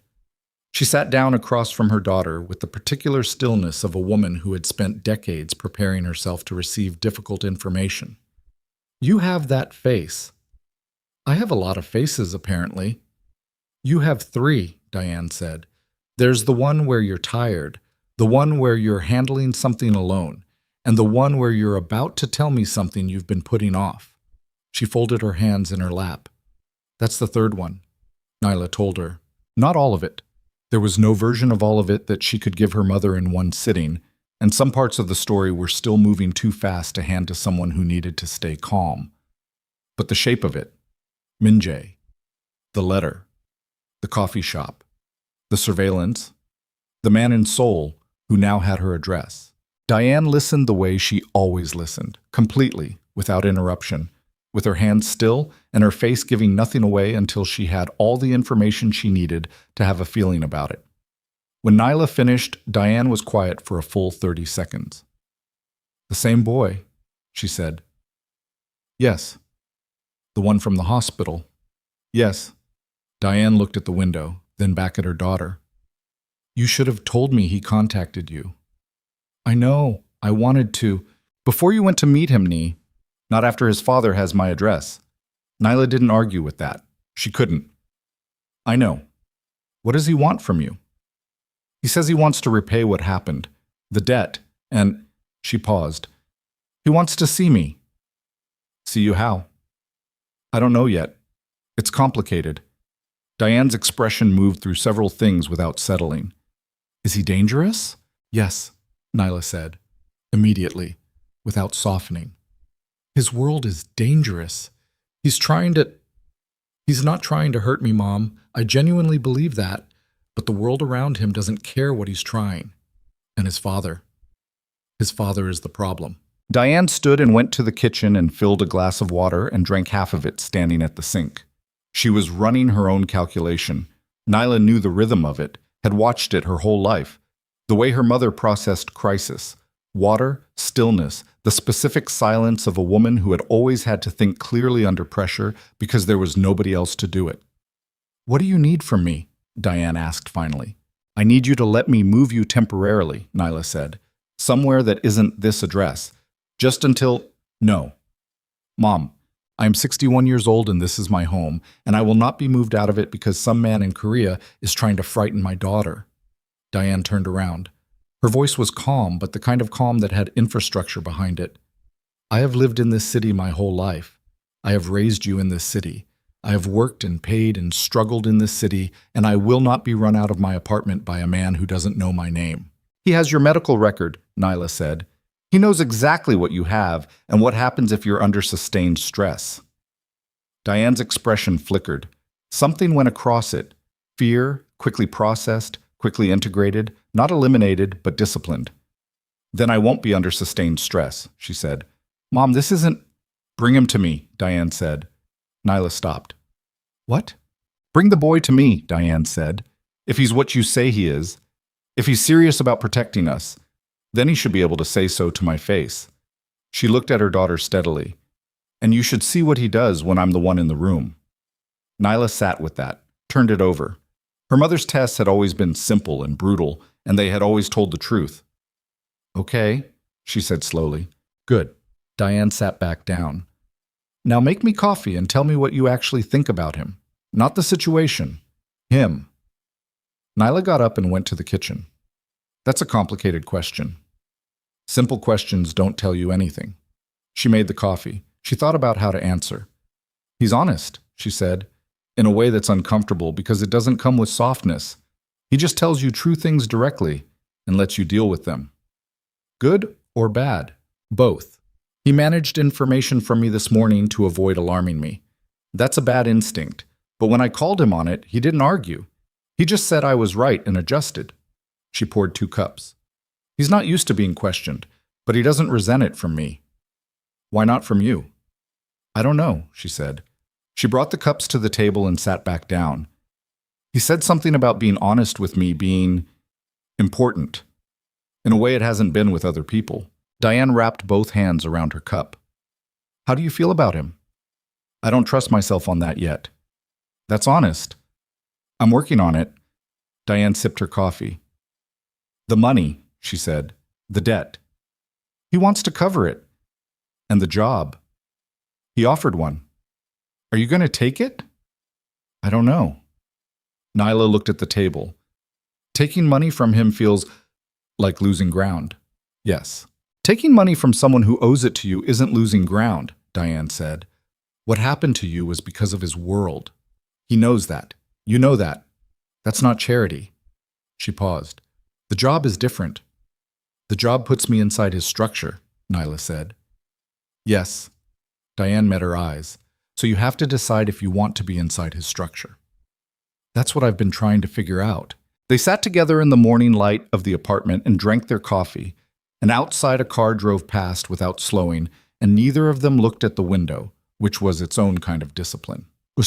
She had been at her mother's apartment for 40 minutes when Chaewon's phone rang. She stepped into the hallway to answer it. There's a development, Chaewon said. His voice was exactly the same as it always was. Measured, professional, devoid of the kind of tonal variation that indicated personal feeling. And that was how she knew it was bad before he said another word. People only maintained that kind of control when they were delivering news that could break something. Tell me, she said. 40 minutes ago, a Korean entertainment news outlet received a package, Chaewon said. It contained 47 photographs, all surveillance images. You and Min Jae, the coffee shop, Piedmont Park, the Buckhead residence, the car this morning. She pressed her back against the hallway wall. They published them. The package also included a prepared narrative, Chaewon said, framing you as an operative placed close to Min Jae by an unnamed organization seeking to compromise the Kang Syndicate's leadership. The narrative claims you approached him, that the reunion was manufactured, that the medical debt history is fabrication designed to create an emotional leverage point. They made me the threat, she said. Yes. They turned the story around. They have documentation that looks legitimate, Chaewon said. Fabricated but sophisticated. It will take time to disprove. How much coverage? The original outlet is mid-tier, but the images are striking and the story is a pause. It's the kind of story that travels. Korean social media has already picked it up. The framing is that Min Jae is being manipulated by a foreign woman connected to a rival operation. They used race, she said flatly. The framing leans on it without stating it directly, Jaewon said, which is more effective than stating it. She closed her eyes for exactly 2 seconds, opened them. Where's Min Jae? Watching the coverage, Jaewon said. He asked me to tell you. I'm coming back now, she said. Tell him not to respond to anything before I get there. He'll want to. Tell him, she said. She went back to the kitchen doorway. Her mother was looking at her with those calm, diagnostic eyes. I have to go, Neela said. I know. I'm going to have someone. I don't need a babysitter, Nai. It's not a babysitter, it's just. She stopped, breathed. I'll explain later. Tonight. Everything. Diane stood and crossed to her and put both hands on her daughter's face the way she'd done when Nyla was small and something had frightened her and held her there for a moment. Just a moment. You've been running toward things other people run away from since you were born, she said. I raised you to do that. Don't you stop now. Nyla covered her mother's hands with her own, held them for a second. Then she left. The car ride back was different from the morning one. In the morning, she'd been assessing. Now she was operating. She read the coverage on Chaewon's phone while the city moved past. The photographs were exactly what she'd been told. Her face and Min-jae's face across a dozen moments she'd thought were private. And the narrative underneath them was precise and vicious, and designed by someone who understood how to make a true thing look like its opposite. She had been flipped. A woman who'd saved a frightened boy had been rewritten as a calculated operative who'd manufactured a relationship to destabilize a criminal empire. The audacity of it would have been almost impressive if it weren't aimed at her. She put the phone face down on her knee and looked out the window and thought about Kang Dae-sung, a man she'd never met, who had never met her, who had looked at 47 photographs of his son looking at her like she was the first solid ground he'd stood on in years, and had decided that the most efficient tool in his arsenal was her reputation. He wasn't wrong about the efficiency. He was wrong about what it would produce. Min-jae was in the operations room when she arrived, standing at the screen wall with Chaewon and two other men, and when she walked in, he turned immediately, and his expression, normally so controlled, so precisely maintained, was something she hadn't seen from him before. It was cold in the specific way of someone who was managing the outer edge of something much hotter. I'm going to respond, he started. Not yet, she said. Nyla, the narrative is spreading. I know what it's doing, she said, and a response from you right now confirms the thing they want confirmed, which is that you're compromised. If you go loud defending me before you've neutralized the source, you look exactly like what they're saying you are. He stopped. The source is your father, she said. So we start there. He's in Seoul. I know where he is. She looked at the screen, at her own face in the surveillance photographs, at Min-jae's face looking at her in Piedmont Park, and the terrible clarity of what that expression showed. You said you had evidence of what he did 10 years ago, the arranged attack, the alliance. Yes. And you said you have evidence of his current arrangements with Jong. We're building that case. How long to complete it? Chaewon said, 72 hours minimum. To make it airtight. You have 48, she said, because in 72 the narrative about me is established enough that countering it requires twice the evidence. The window for the truth to win is closing. She turned to Min-jae. Can he do it in 48? Min-jae looked at Chaewon. Something passed between them. 48, Chaewon said. Yes. Then that's the plan, Nyla said. Min-jae was looking at her with an expression she couldn't entirely decode. You're not... He stopped, started again. You're not asking me to back away from you. Would that fix it? No, he admitted. Then it's not a solution, she said. It's surrender. She met his eyes. I don't surrender. That's the thing about me you need to understand. He held her gaze for a long moment. The council, he said finally. My father will use the coverage to call an emergency session. He'll request a formal review of my leadership based on the narrative that's out there now. He has the numbers to make that request valid. When? 72 hours, possibly less. Then we're racing him, she said. We're racing him, he confirmed. And if we lose the race? He was quiet for a moment, then. The council has authority to suspend my leadership pending a formal hearing. During suspension, my protections, yours, are gone, she said. Yes. She stood in the operations room with its screens and its cold lighting and the photographs of herself splashed across Korean social media and thought about what losing looked like and what winning required. There's something else, Chaewon said. She looked at him. The package that went to the outlet, he said. It also went to 3 other recipients. He pulled something up on the screen. The Kang Syndicate's council coordinator, 2 major Korean business journalists. He paused. An Atlanta Child Protective Services, with a fabricated report claiming that Diane Brooks is being financially exploited by her daughter. The room went completely silent. Nyla stood very still. A fabricated CPS report, she said. Filed 40 minutes ago, Chaewon said. Under a false name, but with documentation that will trigger an investigation, she said. Even if it's false, even if it gets dismissed in 2 weeks, the investigation opens. They contact my mother. Yes, Jae-won said. She turned to the window. She pressed one hand flat against the glass and looked out at the city. The cold of the glass transferred into her palm, and she held it there and breathed. Slowly, in through the nose, out through the mouth. Because her mother was 61 years old, with a heart condition and a fabricated CPS report just filed against her daughter. And Kang Dae-sung had never once met either of them, and had still found the most precise pressure point available and pushed it with his thumb. She heard Min Jae say her name behind her. She didn't turn around. "He went for my mother," she said. "Yes." "He doesn't know me," she said. "He looked at the files and the photographs and he figured out that she was the lever." Her voice was even. It was the evenest it had been all day, which meant it was costing the most. "He's smart." "Yes," Min Jae said. "He built this in layers. The surveillance, the narrative, the council play, the CPS report. This isn't reactive. He planned this before you landed in Atlanta." She turned around. "How long has he been planning it?" Min Jae's face was an expression she hadn't seen before on him. Something beneath all the control, something that was old and specific and deeply personal. "Since I started looking for you," he said quietly. "He's known I was looking for years. He just waited until I found you." She stood in the center of the room and looked at him.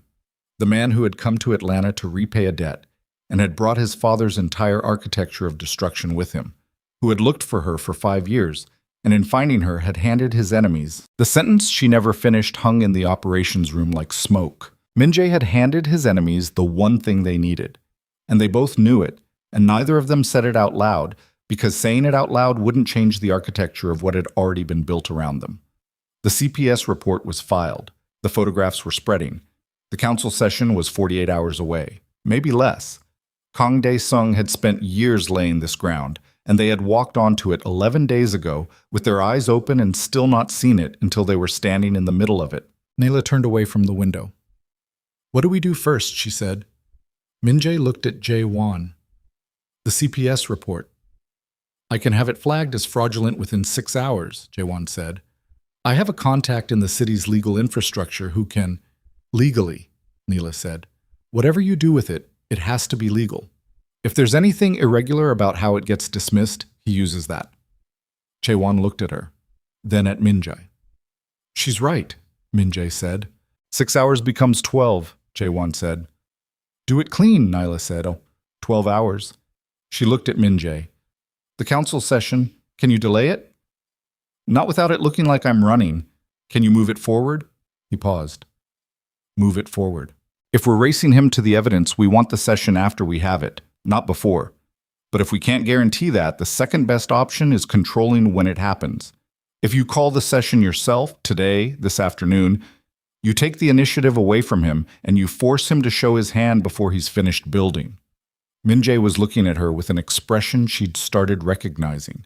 The one where he was processing something faster than he was showing it. "If I call the session," he said slowly, "and the evidence isn't ready, then we present what we have and I testify," she said. The room went quiet. "No," Min Jae said. "I was there 10 years ago. I was the one on that street. I know what I saw. The car without headlights, the men chasing you, the way your own people responded when they arrived. And I know what it cost." She kept her voice level. "I'm not fabricated. I'm a real person with a real story that your father spent 10 years trying to erase. If I walk into that council chamber and tell it, he loses the narrative." "The council chamber is not a courtroom," Min Jae said. His voice had gone sharp. "The men in that room have ended careers and lives over much less than what's at stake here. You don't know what you're walking into." "Then tell me." "It's 40 men who have spent their entire lives inside a world where power is the only currency and loyalty is purchased with fear. They don't care about truth. They care about leverage and precedent. If you walk in there as a civilian—" "I'm not a civilian," she said. "I'm the woman your father tried to destroy before he even met her." That's a story, Min Jae, and stories matter to men like that, whether they admit it or not. "You could be hurt. I'm already in this," she said. "The moment Hyun-soo took the first photograph, I was in this. The choice isn't whether I'm in it. The choice is whether I stand still and let your father write my part, or whether I write it myself. He looked at her for a long moment. His jaw was tight. His hands, she noticed, were no longer flat on the table.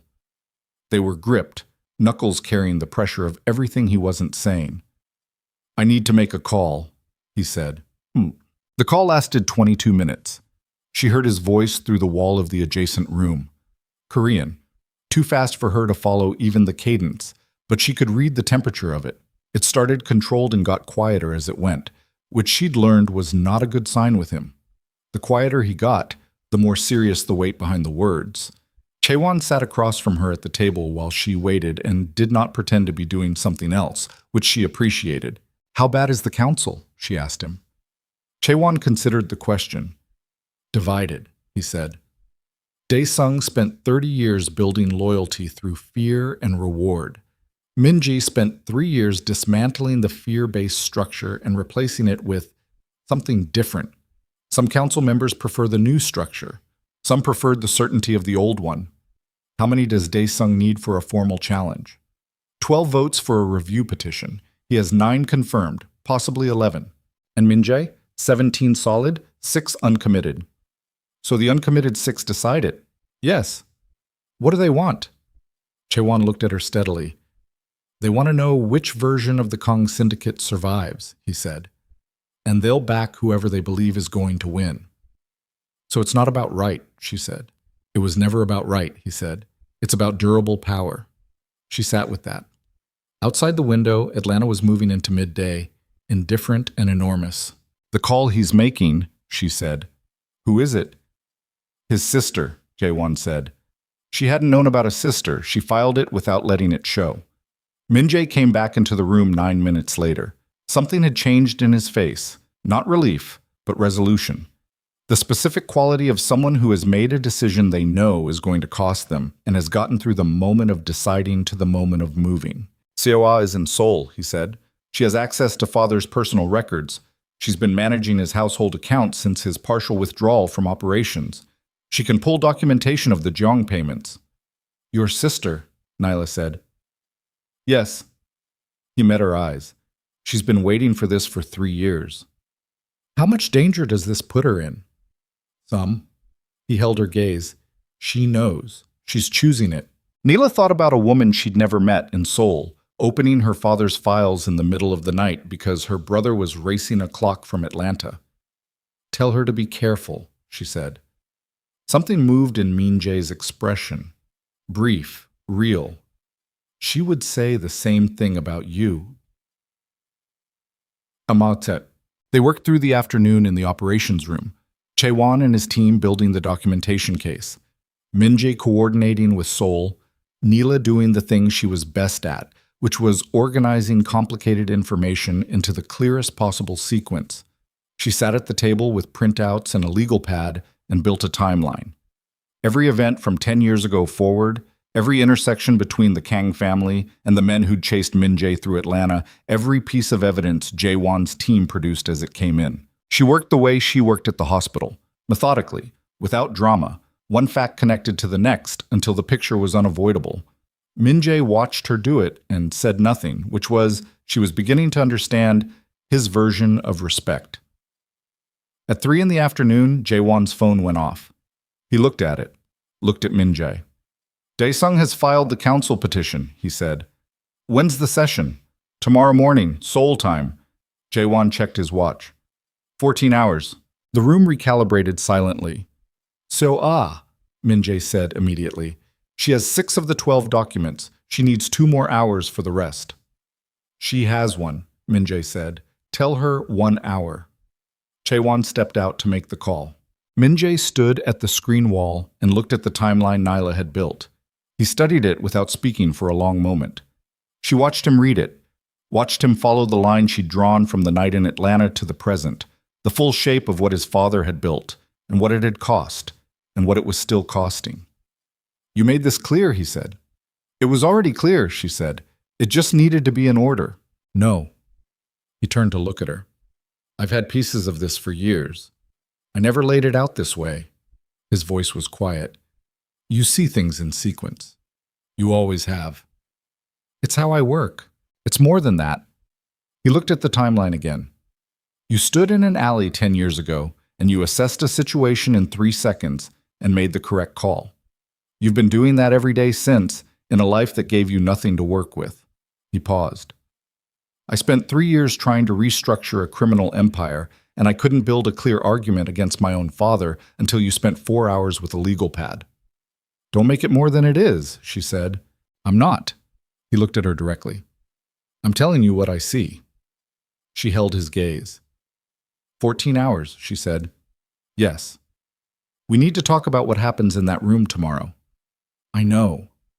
And you need to accept that I'm going to be in it. His jaw tightened. Nyla, you can fight me on it for the next hour, she said, and waste time we don't have. Or you can tell me what I need to know to walk in there effectively.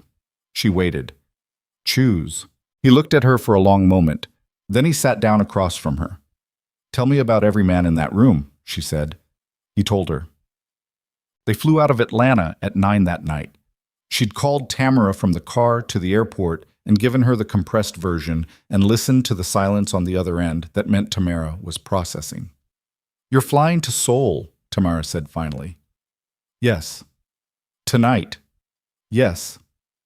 To walk into a room full of Korean Mafia bosses and tell them a story about a street in Atlanta 10 years ago. That's accurate. Nyla. I know.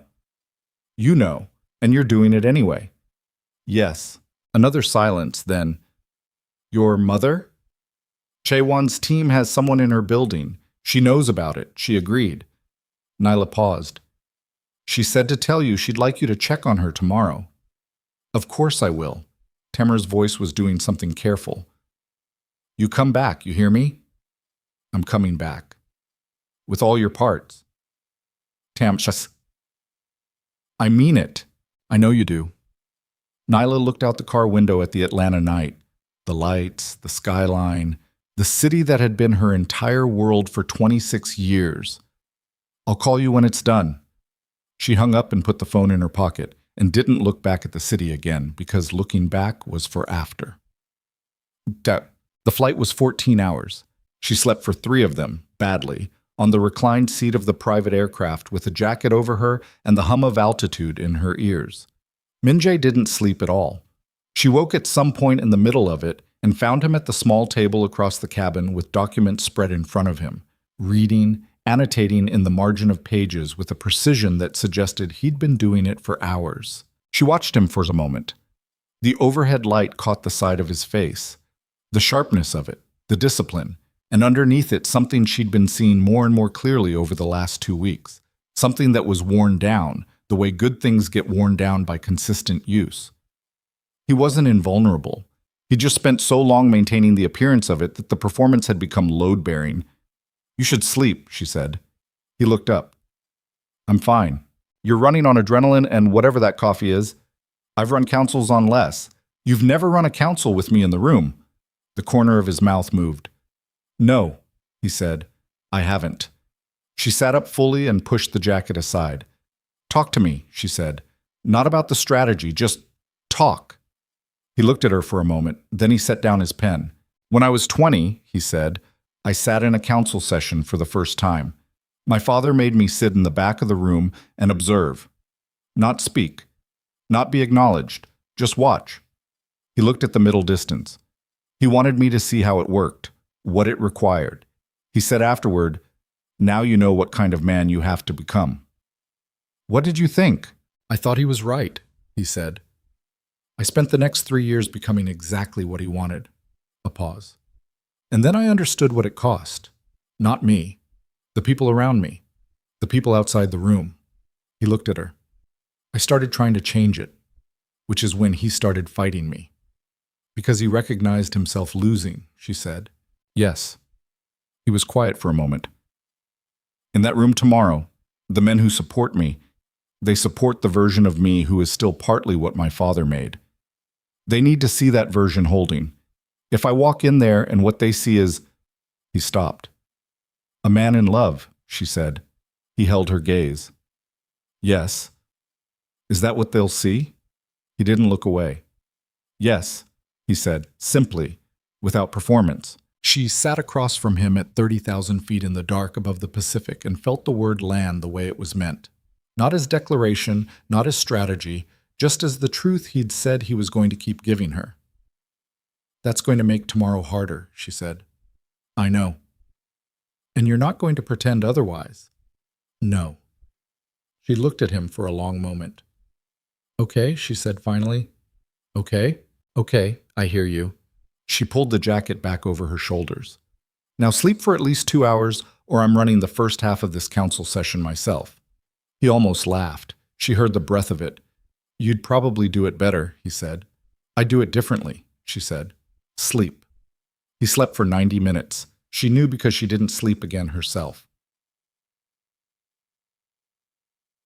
Seoul hit her like a wall. Not bad. Just enormous. The way truly large cities are enormous. The kind of scale that reorganizes your sense of what a city can be.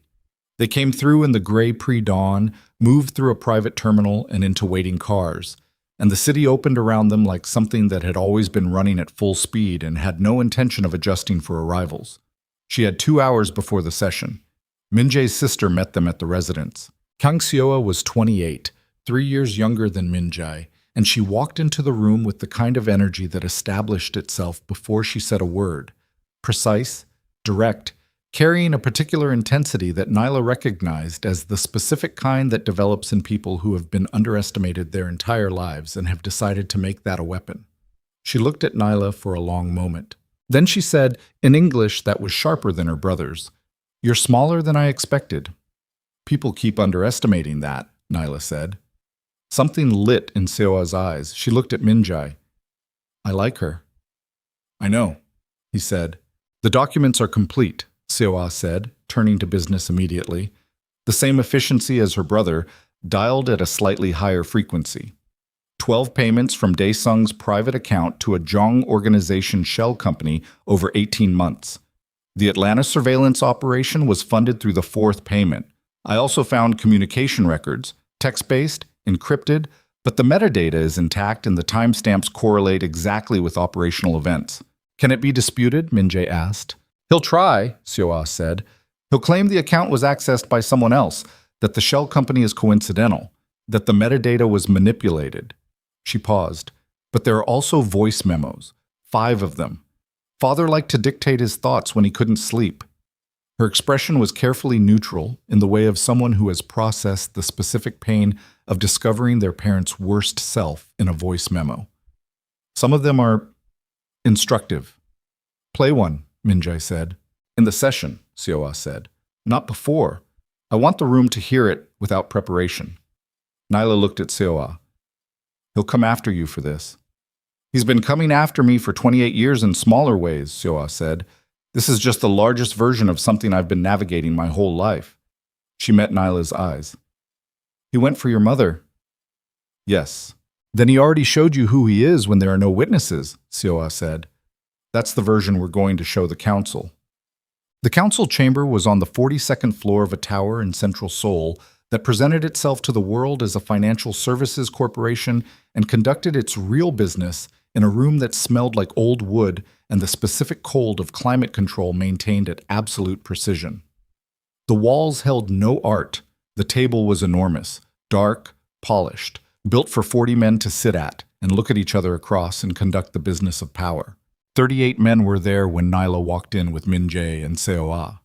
The reaction was not subtle. She felt it before she saw it. The shift in the room's air pressure, 40 years of patriarchal order recalibrating around the fact of her presence. She was black. She was American. She was a woman who was not a wife or an aide. And she walked in behind the syndicate's current leader, and every man in that room understood immediately what her presence meant. She held her head level and walked to the seat Chaewon had placed at the left of Min Jae's position, and she sat down and she looked at the room and did not look away from anyone who looked at her. Kang Dae-sung was already seated. She recognized him without being told. He was in his late 60s, heavy-set in the way of men who had once been physically powerful and had let that power migrate inward over the years, into something denser and less visible. His face was Min Jae's face in 40 years if 40 years went wrong.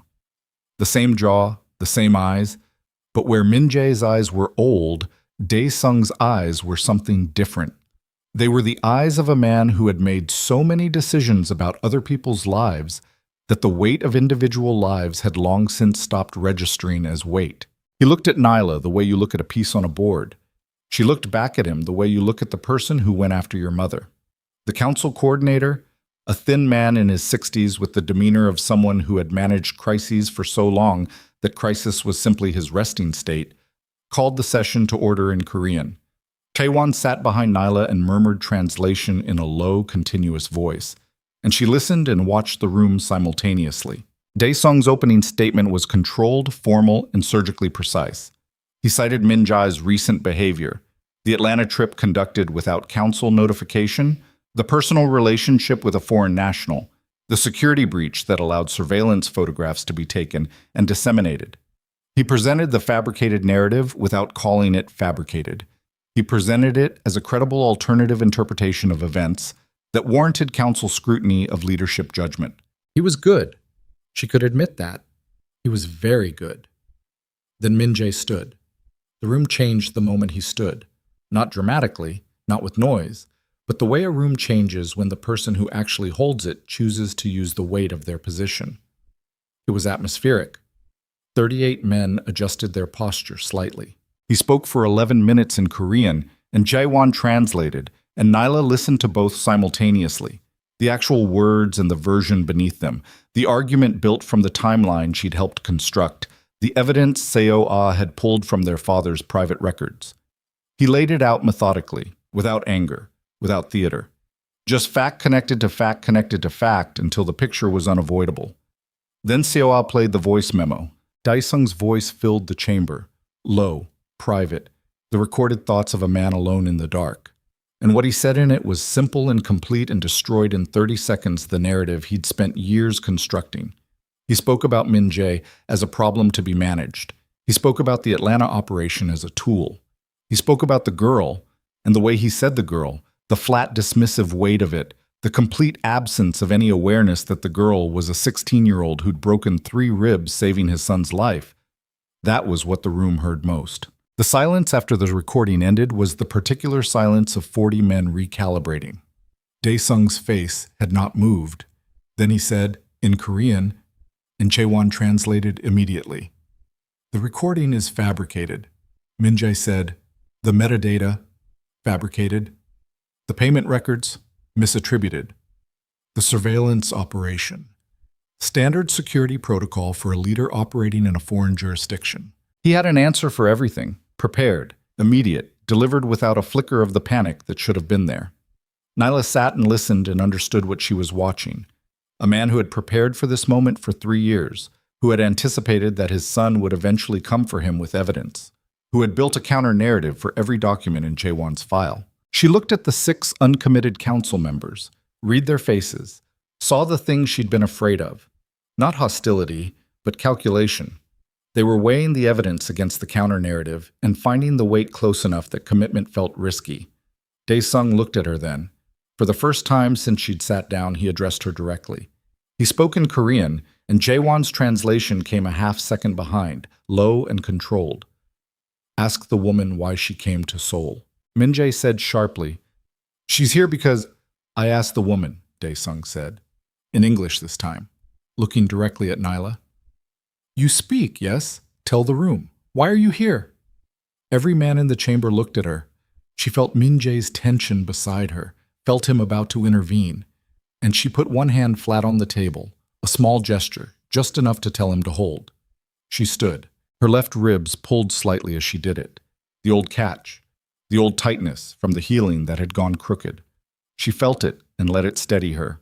My name is Nyla Brooks, she said. Her voice carried in the chamber the way voices carry in rooms built for gravity.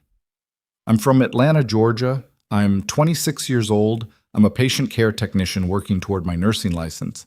And 6 months ago, I was sleeping on my friend's couch because the medical debt from an injury I sustained at 16 had spent 10 years compounding beyond what I could manage. The room was completely silent.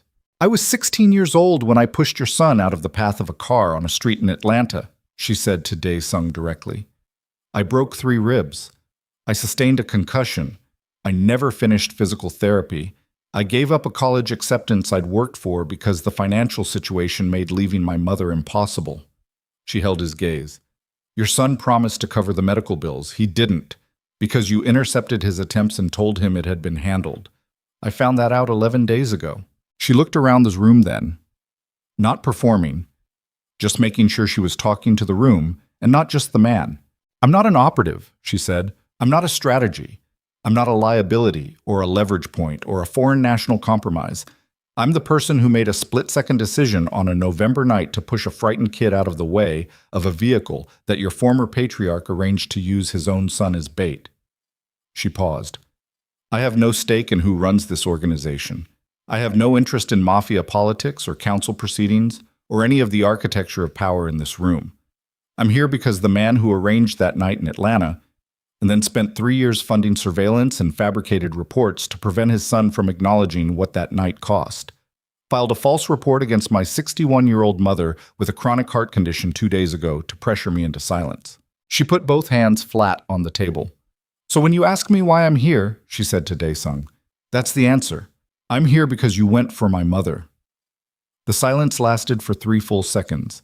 Then Dae-sung said quietly, in Korean, and Jae-won's translation came precise and immediate. She is exactly what I told you she was. Emotional, unprepared for this room. A distraction dressed as a cause. She's the most prepared person in this room. The voice came from the far end of the table. One of the 6 uncommitted council members, a man in his 70s who had said nothing until this moment, who had sat through the entire session with the stillness of someone who had attended enough of these to have stopped being surprised by any of them, had spoken. He looked at Dae-sung. You went after a civilian's sick mother, he said, with a fabricated government report. His voice was flat, not outraged, just final. The voice of a man scoring a point. That's not strategy. That's the behavior of someone who has run out of moves. Dae-sung's face did something then. Something small, controlled, quickly suppressed. But Nyla saw it.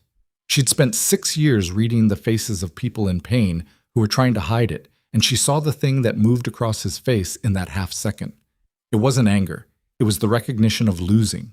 Min-jae stood. He looked at his father across the length of the table with the specific quality of someone who has been waiting for a moment long enough that the moment itself has become almost abstract, and then it arrives and it's just a moment, concrete, irreversible, requiring action rather than feeling. I'm calling for the vote, he said. Dae-sung looked at him. Something passed between them that was older than the room, older than the syndicate, older than any of the politics in play. A father and son at the final point of a reckoning that had been building since before either of them had chosen it. You'll regret this, Dae-sung said, quietly, just to Min-jae. I already regret most of it, Min-jae said. That's not a reason to stop. The council coordinator looked between them and then began the process. Formal, procedural, each man stating his position in turn. Nyla sat and listened and watched the numbers accumulate and felt the room's weight shift vote by vote.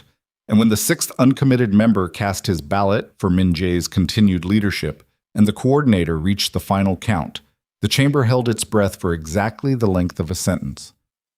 24-14. Min-jae had the votes. Dae-sung pushed back his chair and stood, and the room watched him do it. The former patriarch rising from a table he would not sit at again. And his face was controlled to the last, which was its own kind of dignity, however terrible the man behind it. He walked toward the door. He stopped level with Nyla on his way past. He looked at her for a moment. You think you've won something, he said. I think you filed a report against a 61-year-old woman with a heart condition, she said. I think that's what I know about you. He held her gaze for another second. Then he walked out. The door closed behind him. The room exhaled. Min-jae looked at Nyla across the table, and what was in his face in that moment was not triumph. It was something quieter and more complicated, something that had been under pressure for a very long time and had now been given the first conditions in which it might. The sentence that hadn't finished lived in the air between them for exactly long enough. Something that had been under pressure for a very long time and had now been given the first conditions in which it might breathe.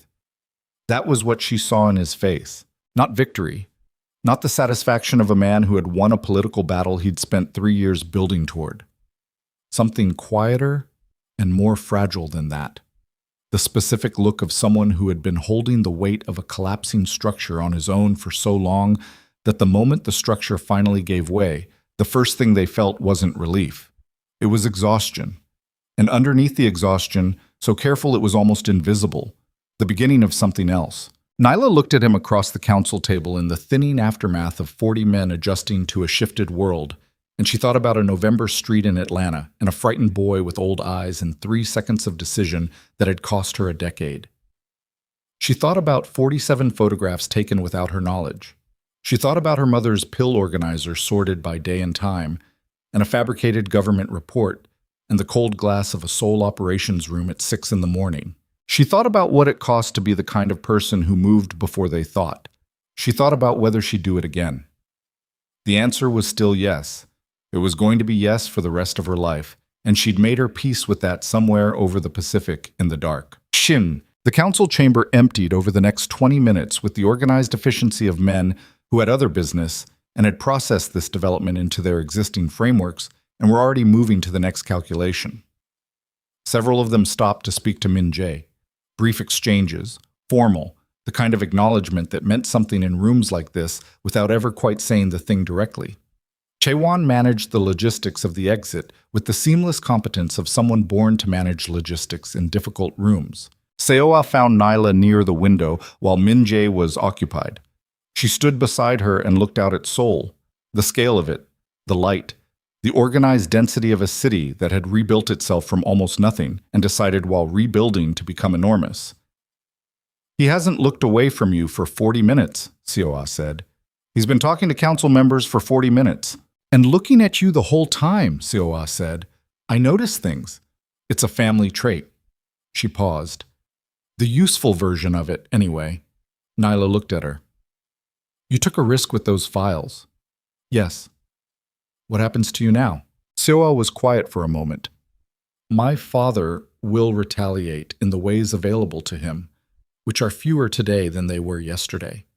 He'll freeze what he can of my access to family resources. He'll make it known in certain circles that I acted against him." She tilted her head slightly. "He'll also, eventually, accept it. Because that's what he does. He calculates the most efficient response and executes it, and the most efficient response to losing a vote and having your daughter testify against you is not escalation. It's strategic withdrawal and repositioning." "You know him well." "I grew up studying him," Seoa said. "Not with bitterness, but with the flat accuracy of someone who had converted something painful into something useful a long time ago. The same way Min Jae did, the same way you probably studied the things in your life that could hurt you."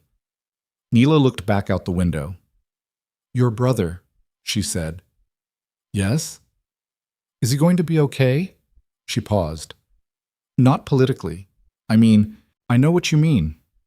Seoa was quiet for a moment. "He's been waiting for this for a long time. The confrontation with our father. The chance to have it in the open instead of in shadow." She chose her next words carefully. "The thing about Min Jae is that he is very good at surviving. He has always been very good at surviving. What he is less practiced at is what comes after surviving." Nyla understood that completely. It was possibly the most precise thing anyone had said to her in weeks. "What comes after surviving?" she said. "Yes," Seoa said. "That part requires different skills." She looked at Nyla steadily. "He doesn't have them the way you do." Nyla held her gaze for a moment. Then she looked across the room to where Min Jae was finishing a conversation, watching the last council member leave, standing in the emptying chamber with the specific posture of someone who had just expended everything they had and was now running on whatever came after everything. "I'll figure it out," she said. Seoa almost smiled. "Yes," she said. "I think you will." They didn't speak on the drive from the tower. Not silence born of tension. They had moved through tension and out the other side of it into something quieter. The city moved past the windows, and Min Jae sat beside her, and she sat beside him. And they were both, she understood, processing separately the same event from different angles. And the processing required the kind of silence that doesn't need to be filled. The residence was a penthouse in central Seoul that she hadn't seen before. Not the Atlanta Buckhead apartment, but the real version of his life, the permanent one. It was larger than the Atlanta residence and more inhabited, which meant it had things in it that indicated a person rather than a temporary occupancy. Books. A specific disorder on the desk that suggested actual use rather than staging. A kitchen that showed evidence of someone who cooked in it regularly rather than occasionally. And Seoul, through every window. She stood at the floor-to-ceiling glass and looked at it, the breadth of it, the way the city ran in every direction to the horizon without apology, lit and moving and enormous. "It's something," she said. "You get used to it," he said behind her, "and then you stop getting used to it, and it becomes yours." She heard him pour something, water, 2 glasses, and set one on the counter near her. She picked it up and drank. "Your father," she said. "Yes. What happens to him?" Min-jae moved to stand beside her at the glass. He was still wearing the council session clothes, the dark jacket, the controlled formality of a man who had dressed for a specific kind of battle, and he looked, she thought, like someone who had won something at significant cost and was only now beginning to take the inventory. "He loses operational authority permanently," Min-jae said. "The council vote isn't reversible. He keeps his personal assets. I won't pursue those, and he knows it. He keeps his name, his standing among the men who are loyal to him." He paused. "He loses access to syndicate operations, to the accounts, to the infrastructure he spent 30 years building. Is that enough for him to leave us alone?" "No," Min-jae said. "Not immediately. He'll attempt smaller moves, social pressure, reputation management, trying to rebuild coalition with men who voted against me today." He looked at the city. "But the voice memo. That changed the temperature of the room in a way that politics can't entirely undo. The council heard him describe using his own son as bait in a language that stripped all the justification from it." A pause. "Some of those men have sons." "Seo-ah knew that," Nyla said. "Yes." Something moved in his voice. "She's known how to use that room better than I have for years. I just didn't ask her soon enough." "Why not?" "Because I was trying to protect her from it," he said, "from the cost of being in it. She didn't need you to protect her from it. I know that now. She needed you to trust her with it. I know that too." He was quiet for a moment. "I have a tendency to protect people by keeping them outside the perimeter of the problem," he said, "which means I end up solving things alone, which means I solve them worse than I would if I'd asked for help." "You asked for my help," she said. "Eventually. After managing information from me for a full morning." "Yes." The corner of his mouth. "After that." She turned to look at him. He was looking at the city, not at her, and in profile he looked like the version of himself she'd been building a picture of for 2 weeks. The real one, not the performed one. The one that cooked dinner and called his sister at 3 in the morning and slept 90 minutes on a transatlantic flight because he was too disciplined for panic, but too human to be entirely unafraid. "The CPS report," she said. "Dismissed as of 4 hours ago," he said. "Chaewon confirmed while we were in the session. Clean dismissal. Your attorney of record filed the counter documentation, and the case was closed without investigation. Your mother has a written confirmation." She exhaled. It was a longer exhale than she'd intended, the kind that carries the weight of something you'd been holding without realizing how heavy it was. "She doesn't know yet," she said. "Chaewon's team will have notified her contact. Temura," she said. "She'll tell my mom." She pressed her hand briefly against her ribs. The old habit, the old ache. "I need to call her." "Of course." She called her mother from the window of a Seoul penthouse while the city burned its evening lights below her, and Diane answered on the second ring in the voice she used when she'd been awake for a while and was managing something. "I know about the report," Diane said immediately. "A woman named Chaewon's assistant called an hour ago." "Chaewon's a man," Nyla said. "He sent a very competent woman with a very calm voice," Diane said. "The report is dismissed. I'm fine." A pause. "Are you fine?" "Yes." "Did it go the way you needed it to go?" "Yes." "Good." Another pause, and in it Nyla could hear her mother sitting at the kitchen table, hands around a cup, the apartment around her quiet and intact and entirely hers. "Is the boy there?" Neela looked at Min-jae. "Yes." "Put him on," Diane said. "Mom, Nyla Renee. She held the phone out to Minjae. He looked at it, looked at her. Something flickered across his face that was not, she was almost certain, fear of the council chamber, but was in its own specific way more significant. He took the phone. "Mrs. Brooks?" he said. She watched his face as he listened, watched it go through several things: attentiveness, something that might have been contrition, the careful expression of a man receiving words he understood he'd earned. He said very little. Mostly, he listened. Once he said, "Yes, ma'am." Once he said, "I understand." Once, near the end, something moved in his face that was different from everything else. Softer, less controlled, the expression of someone being told something they hadn't expected to be told and didn't entirely know how to carry. He handed the phone back. "What did she say to you?" Nyla asked. "She said—" He paused, assembling it. "She said that her daughter has been holding everything together with her bare hands since she was 16 years old, that she was the best person she'd ever known and also the most stubborn, and that if I was going to be part of her life, I needed to understand that being part of Nyla's life meant being the kind of man who added to her strength rather than drew on it." He held Nyla's gaze. "And then she said that if I hurt her daughter, she would find me regardless of what country I was in." Nyla closed her eyes for a brief moment. "That sounds right. She means it." "Every word," Nyla confirmed. "I don't doubt it." He was quiet for a moment. "She also said to tell you that she's proud of you." Nyla looked out at Seoul. "She doesn't say that often," she said. "I know," he said. "She told me that too." Seoul came by the residence that evening with food, actual takeout, boxes stacked in her arms, delivered with the energy of someone who had been running at full operational speed for 48 hours and was now releasing it into the mundane task of making sure people ate. She spread it across the kitchen counter and poured soju into 3 small glasses and set them out and said, "We eat before any of you say another serious thing. That's the rule." They ate. It was the most ordinary the evening had been. 3 people around a kitchen counter in Seoul with takeout boxes. The city quiet through the windows, the weight of the day settling into something that could be sat with rather than fought. Seoul talked about small things, deliberately, the practiced skill of someone who knew how to create the conditions for decompression without naming them.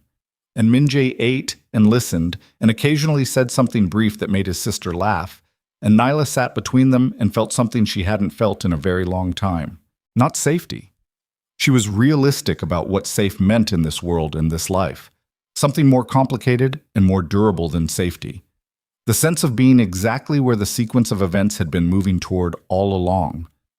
Later, after Seoul had gone and the takeout boxes were cleared and the apartment had settled into its nighttime quiet, Nyla stood again at the window and Minjae came and stood beside her, and they looked at Seoul together for a while without speaking. "The debt," she said finally. "Yes. Not just the medical bills, all of it. The scholarship I didn't take, the physical therapy I didn't finish, the years of—" She stopped, started again. "I'm not putting a number on it. I don't want it transactional." "Then what do you want?" She thought about it, really thought about it. Not the tactical version, not the survival version, but the honest version, the one she'd been building toward since she picked up a card in Tamara's kitchen 3 weeks ago. "I want to finish my degree," she said. "Nursing, full program, without working 40 hours a week alongside it. Done. I want my mother's medical care covered, comprehensively, for as long as she needs it. Done. And I want to actually do the job you offered me," she said.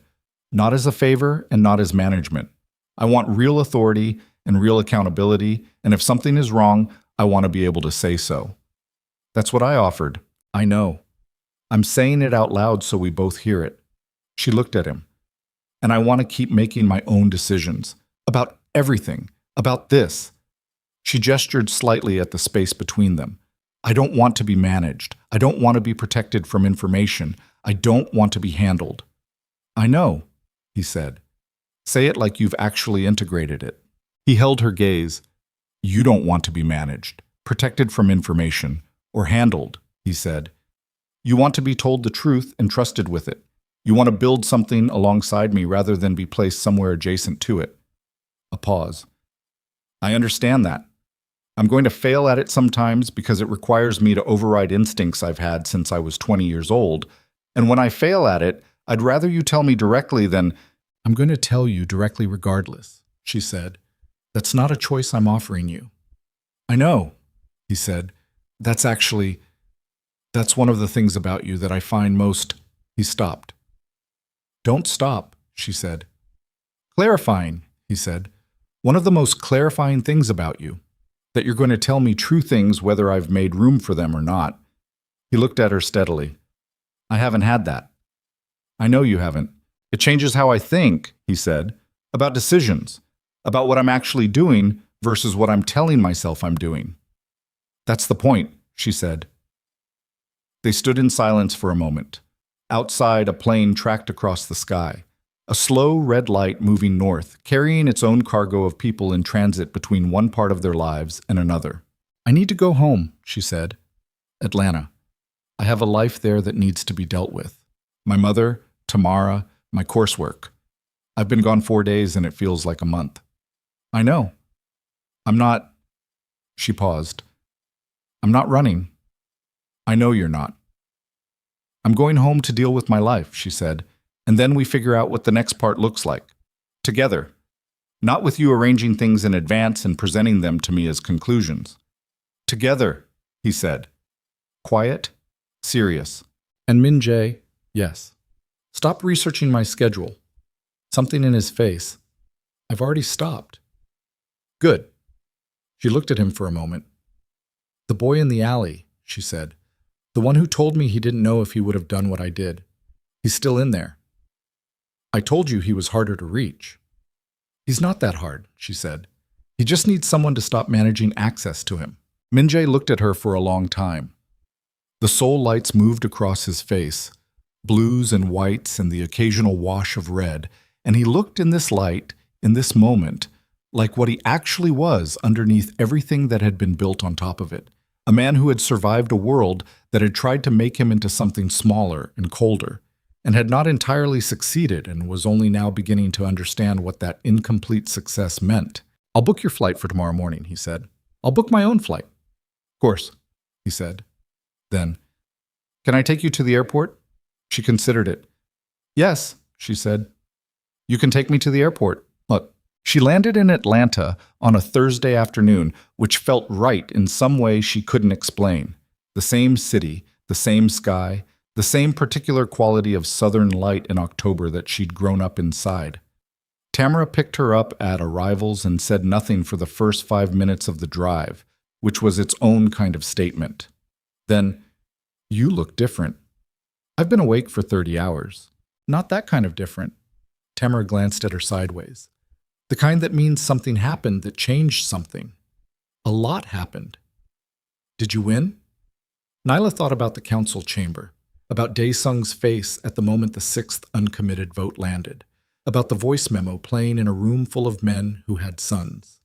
Yes, she said. We won. We, Tamara said. We. Tamara drove for a moment, then, are you going back? To Seoul? Eventually, yes. Eventually, how soon? I don't know yet. Nyla looked out the window at Atlanta coming back together around her sat. The highway, the exits, the familiar grid of a city she knew in her bones. I need to finish my degree here. I need to deal with everything that's been sitting on hold for 3 weeks. I need to... She paused. I need to be here for a while. In my own life. Good, Tamara said simply. He's going to push. You're going to push back.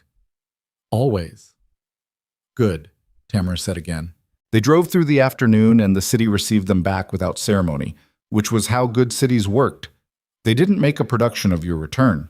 They just continued being what they were, and you resumed your place in them, and the resumption felt like both ordinary and enormous simultaneously. Diane Brooks opened her apartment door before Nyla knocked. She'd been waiting. The tea was already made. 2 cups, a specific tea that Diane only brewed when something needed to be talked through slowly. And the kitchen table was clear of everything except the cups and a small dish of the sesame candy that had been Nyla's since childhood, without either of them ever discussing why it always appeared when something significant had happened. They sat down across from each other. Tell me, Diane said. This time, Neela told her all of it. Not the tactical version, not the compressed version. The full version. From the letter on Tamara's counter, through the coffee shop, through the operations room, through the Seoul flight, through the council chamber, and everything in between. She talked for almost an hour, and Diane listened the way she always listened, completely and without interruption, her hands around her teacup, her face giving nothing away until she had everything she needed. When Nyla finished, Diane was quiet for a long time. Outside, the neighborhood ran its late afternoon business. A delivery truck, someone's television through the wall, the ordinary sounds of people living their lives inside the structure of whatever they'd built. He called the next morning, Diane said finally. Nyla looked up. Min-jae called you? The morning after you left Seoul, Diane said. Before you landed. She looked at her tea. He called to tell me what the outcome of the session was, and to tell me that the CPS report was closed and give me the case number and the name of the attorney who filed the counter documentation in case I ever needed it for my own records. She paused. He also told me that he understood he'd pulled you into something dangerous before he'd fully assessed the risk to people around you, and that he... She stopped, choosing words carefully. He said he wanted me to know directly, not through you, that he understood what it meant, what it had cost. Nyla sat with that. You didn't tell me, she said. You were on a plane, Diane said, and I wanted to sit with it first. She looked at her daughter. He has his mother's way of talking, doesn't he? That quality where they say the true thing directly and let it land without dressing it up. You noticed that from a phone call. I notice things, Diane said. It's where you get it from. Nyla looked at the sesame candy on the table. She took one, held it, the small familiar weight of it. Are you going to tell me what to do? She said. I haven't told you what to do since you were old enough to understand why I wasn't, Diane said. That's not going to change now. She picked up her tea. What I'll tell you is what I see, which is that you've been surviving for 10 years. Very well, with a lot of skill and not enough help, and that you are, I know my daughter, ready to stop just surviving and start building something. She looked at Nyla steadily. The question isn't whether he's dangerous. The question is whether what he's offering is worth what it costs. Is it? Nyla asked. Not helplessly, just asking. Diane looked at her for a long moment. He called me before you landed, she said, before you could have told him to, before it was strategic. A pause. That tells me something. Nyla nodded slowly. What does it tell you? Diane asked. That he's trying, she said. Actually trying, not performing. Yes, Diane said. That's what it tells me too. They finished their tea. Outside, the afternoon shifted toward evening, and Atlanta's light did the thing it did in October, turned gold and low and stretched everything horizontal and beautiful before it gave out for the day. Nyla sat in her mother's kitchen and felt the weight of the last 3 weeks in her body. The transatlantic flights, the Seoul cold, the council chamber, the 47 photographs, the voice memo playing in a room full of men who had sons. And she felt it not as damage, but as something that had been tested and had held. She was still here. She was still, entirely, herself.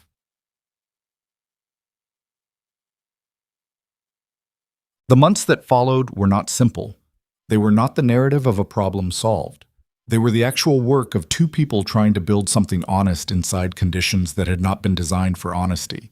And the work required repetition and failure and correction and the specific discipline of choosing over and over to say the true thing rather than the easier one. She enrolled in the full nursing program in January. The tuition was handled through a scholarship fund that had been set up under her name, legitimate, properly structured, completely separate from syndicate funds, and she'd reviewed the documentation with her own attorney before she agreed to anything, which Min-jae had anticipated and prepared for, which was both appropriate and still required a conversation about the difference between anticipating her needs and making decisions for her without consultation. That conversation had taken place on a video call at 11 at night, and it had been sharp in several places, and at the end of it, Min-jae had said, "You're right, I'll restructure the approval process."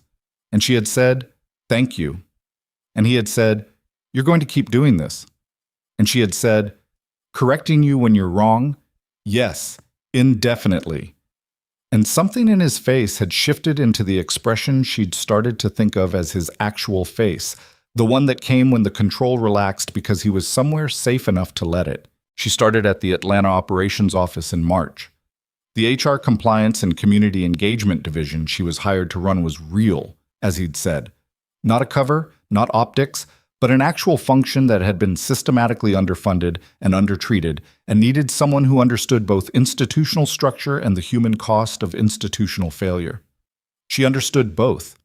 She remade it from the inside out with the same methodical efficiency she'd brought to every job she'd ever held.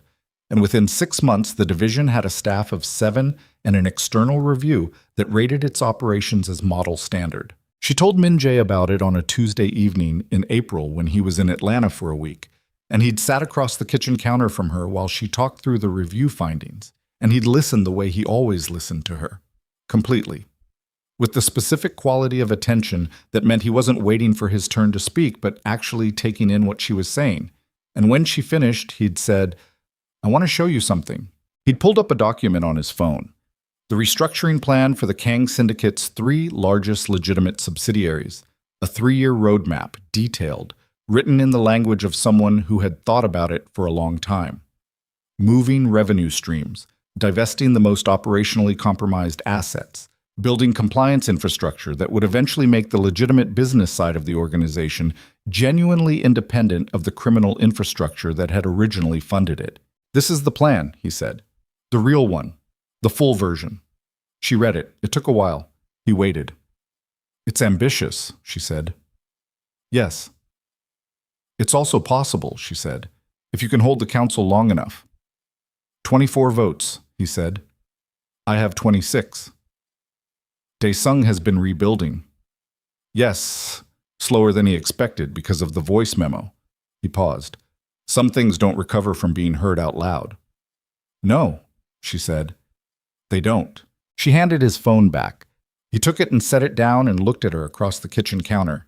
And the look was the one she'd become fluent in by now. The one that said more than he was going to say out loud. The one that asked without asking. The one that was, she had come to understand, the most honest version of him because it didn't perform anything. "What do you need from me?" she asked. "What you've been giving," he said. "The truth. The correction when I'm wrong." A pause. You have that," she said. "I know," he said. "I don't take it for granted." "Good," she said. "Don't start. Eat." In October, exactly 1 year from the letter on Tamara's counter, they were on the rooftop of the Seoul skyscraper after a dinner that had started as a work meeting and turned into something that lasted 4 hours and covered everything from the division's expansion to COA's new independent advisory position to Diane's most recent cardiology results, which were better than the previous quarter. The city was lit below them in every direction, no horizon you could find, just Seoul running all the way to the edge of what the eye could process, everything burning its particular shade of inhabited light. No bodyguards on the roof. Min Jae had sent them down. Just the 2 of them and the city and the specific cold of a Korean October night that had nothing in common with Atlanta cold, sharper, cleaner, the kind that made you aware of being alive in a physical way. He turned to her. She watched him do it, watched him gather himself in the specific way she'd learned meant he was about to say something true and careful. Not a performance, just the preparation of someone who understood that some words needed to be given properly. "I want to marry you," he said. Not a question, not a declaration, just the truth stated directly, the way he'd stated every other truth she'd asked him for. She looked at him for a long moment. The city moved below them, indifferent and enormous and entirely unconcerned with what happened on rooftops between people who had spent years finding their way back to each other. "I know," she said. "Is that an answer?" "It's a beginning," she said. "What's the rest of it?" She thought about a November street and a split-second decision and 3 broken ribs and 10 years of survival. She thought about 47 photographs and a voice memo and a council chamber in Seoul where she'd stood up and told 40 men who she was and why she was there. She thought about her mother's hands on her face at the kitchen door and Tamara's voice on the phone saying, "Come back," and Seoa sliding a glass of soju across a counter and saying, "Eat," before anything serious. She thought about what it cost to be the kind of person who moved before they thought. She thought about whether she'd do it again. The answer was yes. The answer had always been yes. Not because it was easy and not because it didn't cost anything, but because some decisions were made before the calculation finished running, made by the part of you that already knew the answer before your brain caught up, made by whatever it was in a person that recognized the moment that mattered and moved toward it. She had moved toward him on a rain-soaked street in Atlanta at 16 years old. She was still moving. Yes, she said. He was still for a moment. Then something happened in his face, the controlled surface of it giving way completely, just for a moment, just long enough for her to see the whole of it. Not the mafia boss, not the black tiger of Seoul, not the man who'd spent 27 years learning to be exactly as hard as survival required. Just him. Just the boy who'd looked at her from 10 feet away on wet asphalt, with blood thinned by rain running down his face, who'd said, "I'll find you," and spent 5 years trying, who'd cooked doenjang gai and called her mother before she landed and sat across from her in a Seoul council chamber while she told 40 men who she was. "I don't have a ring," he said. "I didn't ask for one. I want to give you one." "Later," she said. "Right now you can just stand here." He stood there. She stood beside him. Seoul ran its lights below them in every direction without end, and the cold came off the night in clean waves, and between them the space that had been distance, and then caution, and then understanding, and then something she'd stopped trying to name because it had become too much itself to fit inside a single word. That space was gone now, closed, collapsed into the simple fact of two people standing side by side on a rooftop, at the top of everything they'd built and everything they'd survived. Not without scars, not without the permanent tightness in her left ribs on cold mornings that would never fully resolve, not without the years that debt had taken, not without the photographs and the fabricated reports and the council chamber and all the cost of all of it, every bit of it real and permanent and stitched into both of them like evidence. But here, still entirely themselves. That was the thing about people who moved before they thought. They ended up in places they hadn't planned for. They paid prices they hadn't anticipated. They carried the cost in their bodies and their years and their careful practical armor built on top of everything that had tried to break them. And sometimes, not always, but sometimes, if the sequence of events moved the right way and the right person was standing in the right intersection at the right moment, they ended up somewhere that made the cost worth counting. Not because the cost hadn't been real, because what they'd built with it was. Nyla Brooks stood on a rooftop in Seoul and looked at the city that was becoming hers and felt the cold on her face and the old ache in her ribs and the warmth of the man beside her and thought, "I'd do it again, every time. I'd always do it again." And somewhere in the city below them, in the quiet apartment where Diane Brooks was finishing her evening tea, in the Seoul office where Seoul was building something of her own from the materials the storm had left behind, in the Atlanta neighborhood where Tamara was watching something on television with the comfortable certainty of someone whose person had come back whole, the world continued its business of being lived in, the way it always had, the way it always would. Even after the storm, especially after.